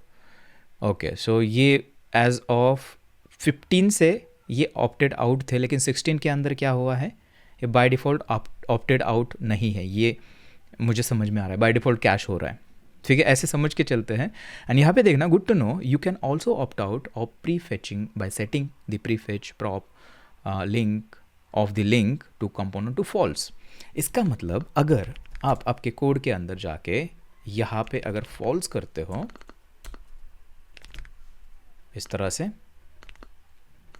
तो आप क्या करोगे, जो राउटर कैशे है आपका, इससे आप ऑप्ट आउट करोगे। करके देखते हैं। सो इसको बिल्ड करते हैं एंड देखिए ए पेज जो है ये अभी भी डायनामिक है, और इसको करते हैं स्टार्ट। ब्राउज़र के अंदर चलते हैं और देखते हैं कि क्या हम ऑप्ट आउट हुए हैं या नहीं हुए हैं। सो रिफ्रेश, ए रिक्वेस्ट हुई, बी रिक्वेस्ट हुई, ए रिक्वेस्ट हुई, बी रिक्वेस्ट हुई, ए रिक्वेस्ट हुई। अब देखिए हर एक नेविगेशन पे हमारी सर्वर की रिक्वेस्ट हो रही है, इसका मतलब सही है, ये इन्फॉर्मेशन सही है ये वाली। ठीक है, सो इस तरह से आप ऑप्ट आउट कर सकते हो यहाँ से। लेकिन टू बी ऑनेस्ट आपको इसको ऑप्ट आउट करने की ज़रूरत नहीं है, क्योंकि दिस इज़ गुड एक्चुअली। जो भी कैश यहाँ पे हो रहा है ना, आपका Next.js का एप्लीकेशन इतना जल्दी स्नैपी इसलिए रहता है क्योंकि ये वाली जो कैशिंग है यहाँ पे एग्जिस्ट करती है। ठीक है, तो इसको आप बहुत ही रेयर केसेस में जो है इसको ऑप्ट आउट करोगे। थोड़ा सा और पढ़ लेते हैं, काफ़ी इंटरेस्टिंग टॉपिक है यहाँ पर, cache interactions. When configuring the different caching mechanism it's important to understand how they interact each other. जैसे कि हमने डायग्राम के अंदर देखा था कि पूरा ये लेयर के अंदर होते हैं, और एक को अगर इनवैलिडेट करते हैं तो दूसरा अफेक्ट करता है, तो ये इनका रिलेशन है यहाँ पर। तो आप प्रॉपर तरीके से अब जाइए, इसको पढ़िए, किसकी वजह से क्या होता है। फॉर एग्जांपल डेटा कैशे और फुल राउट कैशे, इनके बीच में क्या है हमने देखा था, रीवैलिडेटिंग और opting out the data cache will invalidate the full route cache, ये देखा था ना हमने। तो इसको आप पूरा पढ़िए, देखिए कि इसकी वजह से क्या अफेक्ट होता है। हम वापस आते हैं यहाँ पर, एंड हमारी जो चौथी लेयर थी उसको भी अभी हमने देख लिया है, राउटर कैशे। तो इसको थोड़ा सा समराइज़ करते हैं, एक काम करते हैं इसके ऊपर समराइज़ करते हैं, ये थोड़ा सा अंडरस्टैंडिंग ज़्यादा हो जाएगी इसके अंदर। तो देखिए हमने ये जो 4 कैशिंग लेयर्स है ये हमने देखे थे, राइट। ये डेटा सोर्स है, ठीक है, ये कैशिंग नहीं है, ये 4 है हमारे। इसके अंदर एक जो था हमने सबसे पहले देखा फुल राउट कैशे, जिसके अंदर RSC पेलोड और HTML जो है ये आपका परसिस्टेंट तरीके से डायरेक्टली फाइल के अंदर .next फोल्डर के अंदर हमने देखा था, वो यहाँ पे स्टोर होता है, और बिल्ड टाइम पर ये होता है। देखिए ये इस तरह से RSC जनरेट होता है रेंडरिंग के टाइम, और HTML दोनों को ये यहाँ पे सेट कर देता है। ओके, स्टैटिक रेंडरिंग जब भी होते तभी ये होता है, राइट। उसके बाद हमारे पास और एक चीज़ हमने देखी, डेटा कैश है, जो आपका डेटा जेसन डेटा जो फेच हो रहा है थर्ड पार्टी एपीआई से, वो जेसन के फॉर्मेट में, वो भी परसिस्टेंट है, फाइल के अंदर स्टोर होता है यहाँ पे। उसके बाद हमने और एक चीज़ देखी जो कि है रिक्वेस्ट मेमोइजेशन। अगर आपके कंपोनेंट ट्री के अंदर मल्टीपल रिक्वेस्ट बार बार डुप्लीकेट हो रही है तो ये इसको कैश कर लेता है। 3 रिक्वेस्ट अगर सेम डुप्लीकेट हो रही है तो इवेंचुअली एक ही रिक्वेस्ट आगे आपकी डेटा सोर्स तक जाएगी, बाकी की कैश हो जाएगी, जो कि अच्छी बात है। उसके बाद हमने और एक कैशिंग देखी लास्ट में, राउटर कैश है, जो कि हमारा क्लाइंट साइड होता है और आरएससी पेलोड को कैश करता है। और उसके बारे में देखा कि कैसे डायनामिक और स्टैटिक के बारे में उसका अलग अलग मतलब बिहेवियर होता है, प्री फेज के साथ में कैसे वो काम करता है, ये चीज़ें हमने इसके अंदर देखी। तो ये Next.js के अंदर 4 टाइप की कैशिंग लेयर्स हैं और अलग अलग टाइम पर अलग अलग जगह पर ये काम करती है। इसका रिलेशनशिप जो है वो भी हमने देखी कि डेटा कैशे इनवैलिड करते हैं तो ऑटोमेटिकली फुल राउट कैशे जो है वो भी इनवैलिडेट हो जाता है। उसके बारे में आप जाके थोड़ा सा डॉक्यूमेंटेशन के अंदर और डिटेल में थोड़ा सा पढ़ लेना, ओके। अब देखिए, अब सबसे इंटरेस्टिंग टॉपिक के ऊपर आते हैं। सब कुछ बढ़िया है, लेकिन आपने Next.js 16 के अंदर सुना होगा कि एक नया फीचर आया है कैशे कंपोनेंट नाम से, जिसके बारे में मैंने ऑलरेडी एक वीडियो बना है, यहाँ पे आप वो देख सकते हो। उसके बारे में थोड़ा सा डिस्कस करते हैं, क्यों उसकी ज़रूरत पड़ी और क्या चेंजेस कैशिंग के अंदर उसकी वजह से हुए हैं। सो ये है वो नया फीचर कैशे कंपोनेंट नाम से। तो अभी हुआ ये था कि Next.js की जो हिस्ट्री रही है, इसके अंदर ये जो सारी कैशिंग हमने देखी ना, तो आप देख सकते हो कितनी ये इम्प्लिसिट चीज़ें हैं, बाय डिफ़ॉल्ट भी बहुत सारी चीज़ें हो रही है और हमें प्रॉपर डॉक्यूमेंटेशन के अंदर रेफरेंस देखना पड़ता है कि कैसे करेंगे तो कैसी कैशिंग हो जाएगी। और इसकी वजह से रियल एप्लीकेशंस के अंदर, डेवलपमेंट के अंदर बहुत सारे प्रॉब्लम्स क्रिएट होते हैं। तो Next.js टीम ने सोचा कि क्यों ना हम इसको थोड़ा सा इम्प्रूव करते हैं, कुछ ऐसी चीज़ करते हैं जैसे कि एक्सप्लिसिट कैशिंग। अगर आपको कैशिंग यूज़ करनी है तो आप एक्चुअली आपको मेंशन करना पड़ेगा। पहली बात तो ये है कि आपको ऑप्ट इन करना पड़ेगा। ये देखिए, ये जो फीचर है ये आपका ऑप्ट इन फीचर है, मतलब बाय डिफ़ॉल्ट ये इनेबल नहीं होगा, आपको ऑप्ट इन करना पड़ेगा, ठीक है। और ऐसा नहीं है कि अगर इसको ऑप्ट इन नहीं करते हो तो आपकी ये जो अभी पूरा हमने देखा ये कैशिंग ये काम नहीं करता। ये करता है कैशिंग काम, बट ये किस तरह से करता है, इसके अंदर एडिशन आप इसको बोल सकते हो। जो पहले हमने देखा है उसके अंदर कोई चेंज नहीं हुआ है, ये इसके अंदर एक एडिशन है, एक नया फीचर है, उसके बारे में अभी हम डिस्कस करेंगे। So cache component is an opt in feature, enable it by setting cache component flag to true in your next config file, ठीक है। इसको अगर डॉक्यूमेंटेशन इसका देखें तो आप देख सकते हो ये हमें क्या करना होता है, एनेबल करना होता है। सो एक काम करते हैं, इसको थोड़ा सा टेस्ट करके देखते हैं जल्दी से। मैं ये जो सारे प्रीफेच वगैरह है ना, इसको हटा देता हूँ, इसकी हमें अभी ज़रूरत नहीं है। हम कैशे कंपोनेंट को टेस्ट करेंगे, हालांकि मैंने एक डिटेल वीडियो बनाई है, यहाँ पे आप देख लेना उसको। सो यहाँ पर आते हैं, जल्दी जल्दी से इसको टेस्ट करते हैं। सो हमारे नेक्स्ट कॉन्फ़िग JS के अंदर यहाँ पे आके बस आपको ये पेस्ट करना है, कैशे कंपोनेंट ट्रू, ओके। उसके बाद क्या होगा, उसके बाद यहाँ पर अगर देखोगे, cache components let's you mix static, cached and dynamic content in a single route, giving you a speed of static sites with the flexibility of dynamic rendering. This is so powerful guys. देखिए क्या हो रहा है इसके अंदर कि इससे पहले हम क्या कर पाते थे, या तो हमारा पेज स्टैटिकली रेंडर होता था या तो हमारा पेज डायनामिकली रेंडर होता था। लेकिन इस कंपोनेंट की वजह से अभी क्या कर पा रहे हैं, हम हमारे एक ही पेज का कुछ पार्ट स्टैटिकली रेंडर कर सकते हैं, कुछ पार्ट डायनामिक बना सकते हैं। तो सोचिए थोड़ा सा कितनी पावरफुल ये चीज़ है। यहाँ पे अगर ये आप इमेज डायग्राम देखोगे तो इसके अंदर ये जो पर्पल पोर्शन है ना, ये आपका है स्टैटिक कंटेंट और ये जो ब्लू वाला है ये है डायनामिक कंटेंट। तो एक तरह से ये जो स्टैटिक कंटेंट है इसको हम कैश कर सकते हैं और ये वाला जो पोर्शन है ब्लू वाला, इसको हम डायनामिक रख सकते हैं। तो एक तरह से मिक्स कर रहे हैं, पहले ये हम नहीं करते थे, ये मिक्स कर रहे हैं। और ये जो स्टैटिक कंटेंट है ये कैश कर सकते हैं हम। और इसी के साथ में और एक चीज़ है, इसके ऊपर ना मैंने एक डिटेल वीडियो बनाया है, ये ये लिंक है, यहाँ पे मैं हाईली आपको रिकमेंड करूँगा कि वो वीडियो देखना, क्योंकि वहाँ पे इसके बारे में हमने डीप डाइव किया हुआ है विथ प्रैक्टिकल एग्जाम्पल। यहाँ पे मैं थोड़ा सा आपको कनेक्शन बताने वाला हूँ, यहाँ पे प्रैक्टिकल वगैरह इसका नहीं करेंगे, उसके अंदर आप जाके देखना उसके बारे में, ठीक है। सो इसके अंदर अगर आप देखोगे तो होता क्या है बेसिकली, थोड़ा सा स्क्रॉल करते हैं और यहाँ पर देखिए यूज़ कैशे नाम का डायरेक्टिव जो है वो हम यूज़ करते हैं। फॉर एग्जांपल ये पेज है, इसके अंदर हम क्या करते हैं, इस तरह से ऊपर लिखते हैं यूज़ कैशे, एंड इसके अंदर कैशे लाइव जो है वो भी सेट कर सकते हैं हम कि कितना घंटे के लिए ये कैश करना है, हमें आवर्स के लिए करना है वगैरह वगैरह। तो क्या हो जाएगा, ये जो आपका पूरा पेज है ये यहाँ पर कैश हो जाएगा, ठीक है। अब यहाँ पर एक चीज़ हमने पहले देखी थी कि फेच हम यूज़ करते थे, तो फेच वाली चीज़ें उसके अंदर कैश होती हैं। बट अब इसके साथ में अब ये यूज़ कैशे जब भी आप करोगे तो ये जो डेटाबेस क्वेरी की है ना, ये भी कैश हो जाएगी, आपका पूरा कंपोनेंट जो है वो पूरा कैश हो जाएगा यहाँ पे।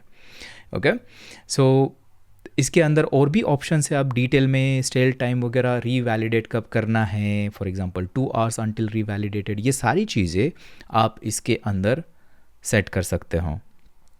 देखिए ये एक्चुअली काम करता है सस्पेंस के साथ में, इसका मतलब जो पार्शियल प्री रेंडरिंग जो है ना, ये वीडियो है यहाँ पे, उसको भी आप देख सकते हो, उसको और यूज़ कैशे इसको इन्होंने मिक्स किया है एक तरह से यूनिफाई करके, ये जो नया फीचर है वो दिया है जो कि बहुत ही पावरफुल फीचर है। ओके, उसके अंदर अगर आपको अपडेट करना है कैश को तो आप क्या कर सकते हो, इस तरह से अपडेट टैग नाम की जो फंक्शन है उसको कॉल कर सकते हो, और उसके बाद जो भी टैग था आपका कैश हुआ वो पूरा आपका इनवैलिडेट हो जाएगा, ठीक है। सो ये वीडियो देखना आप नेक्स्ट वाला, उसके अंदर सारी चीज़ें हमने डिटेल में कवर की है। आज के इस वीडियो के अंदर मैं इतनी चीज़ें रखना चाहता हूँ। मैं उम्मीद करता हूँ कि आपको जो कैशिंग का जो कोर है, जो हमने 4 लेयर्स देखी थी, वो आपको समझ में आई है, तो बहुत बढ़िया है, हम सक्सेसफुल हो गए इस वीडियो के अंदर, ऐसा समझ के चलते हैं। सो अगर आपको इस वीडियो के अंदर से कुछ भी अगर फ़ायदा हुआ है, थोड़ा भी फ़ायदा हुआ है, तो प्लीज़ कमेंट करके मुझे बताइए, लाइक करिए, आपके दोस्तों के साथ में शेयर करिए इस वीडियो को, और इस वीडियो के बाद ये वाला नेक्स्ट वीडियो देखना, क्योंकि अगर वो नहीं देखोगे तो आपका कैशिंग का जो नॉलेज है वो इनकम्प्लीट रह जाएगा। यहाँ पे ये देखिए यूज़ कैशे कंपोनेंट के बारे में यहाँ पर हमने डिटेल में डिस्कस किया है। Happy coding.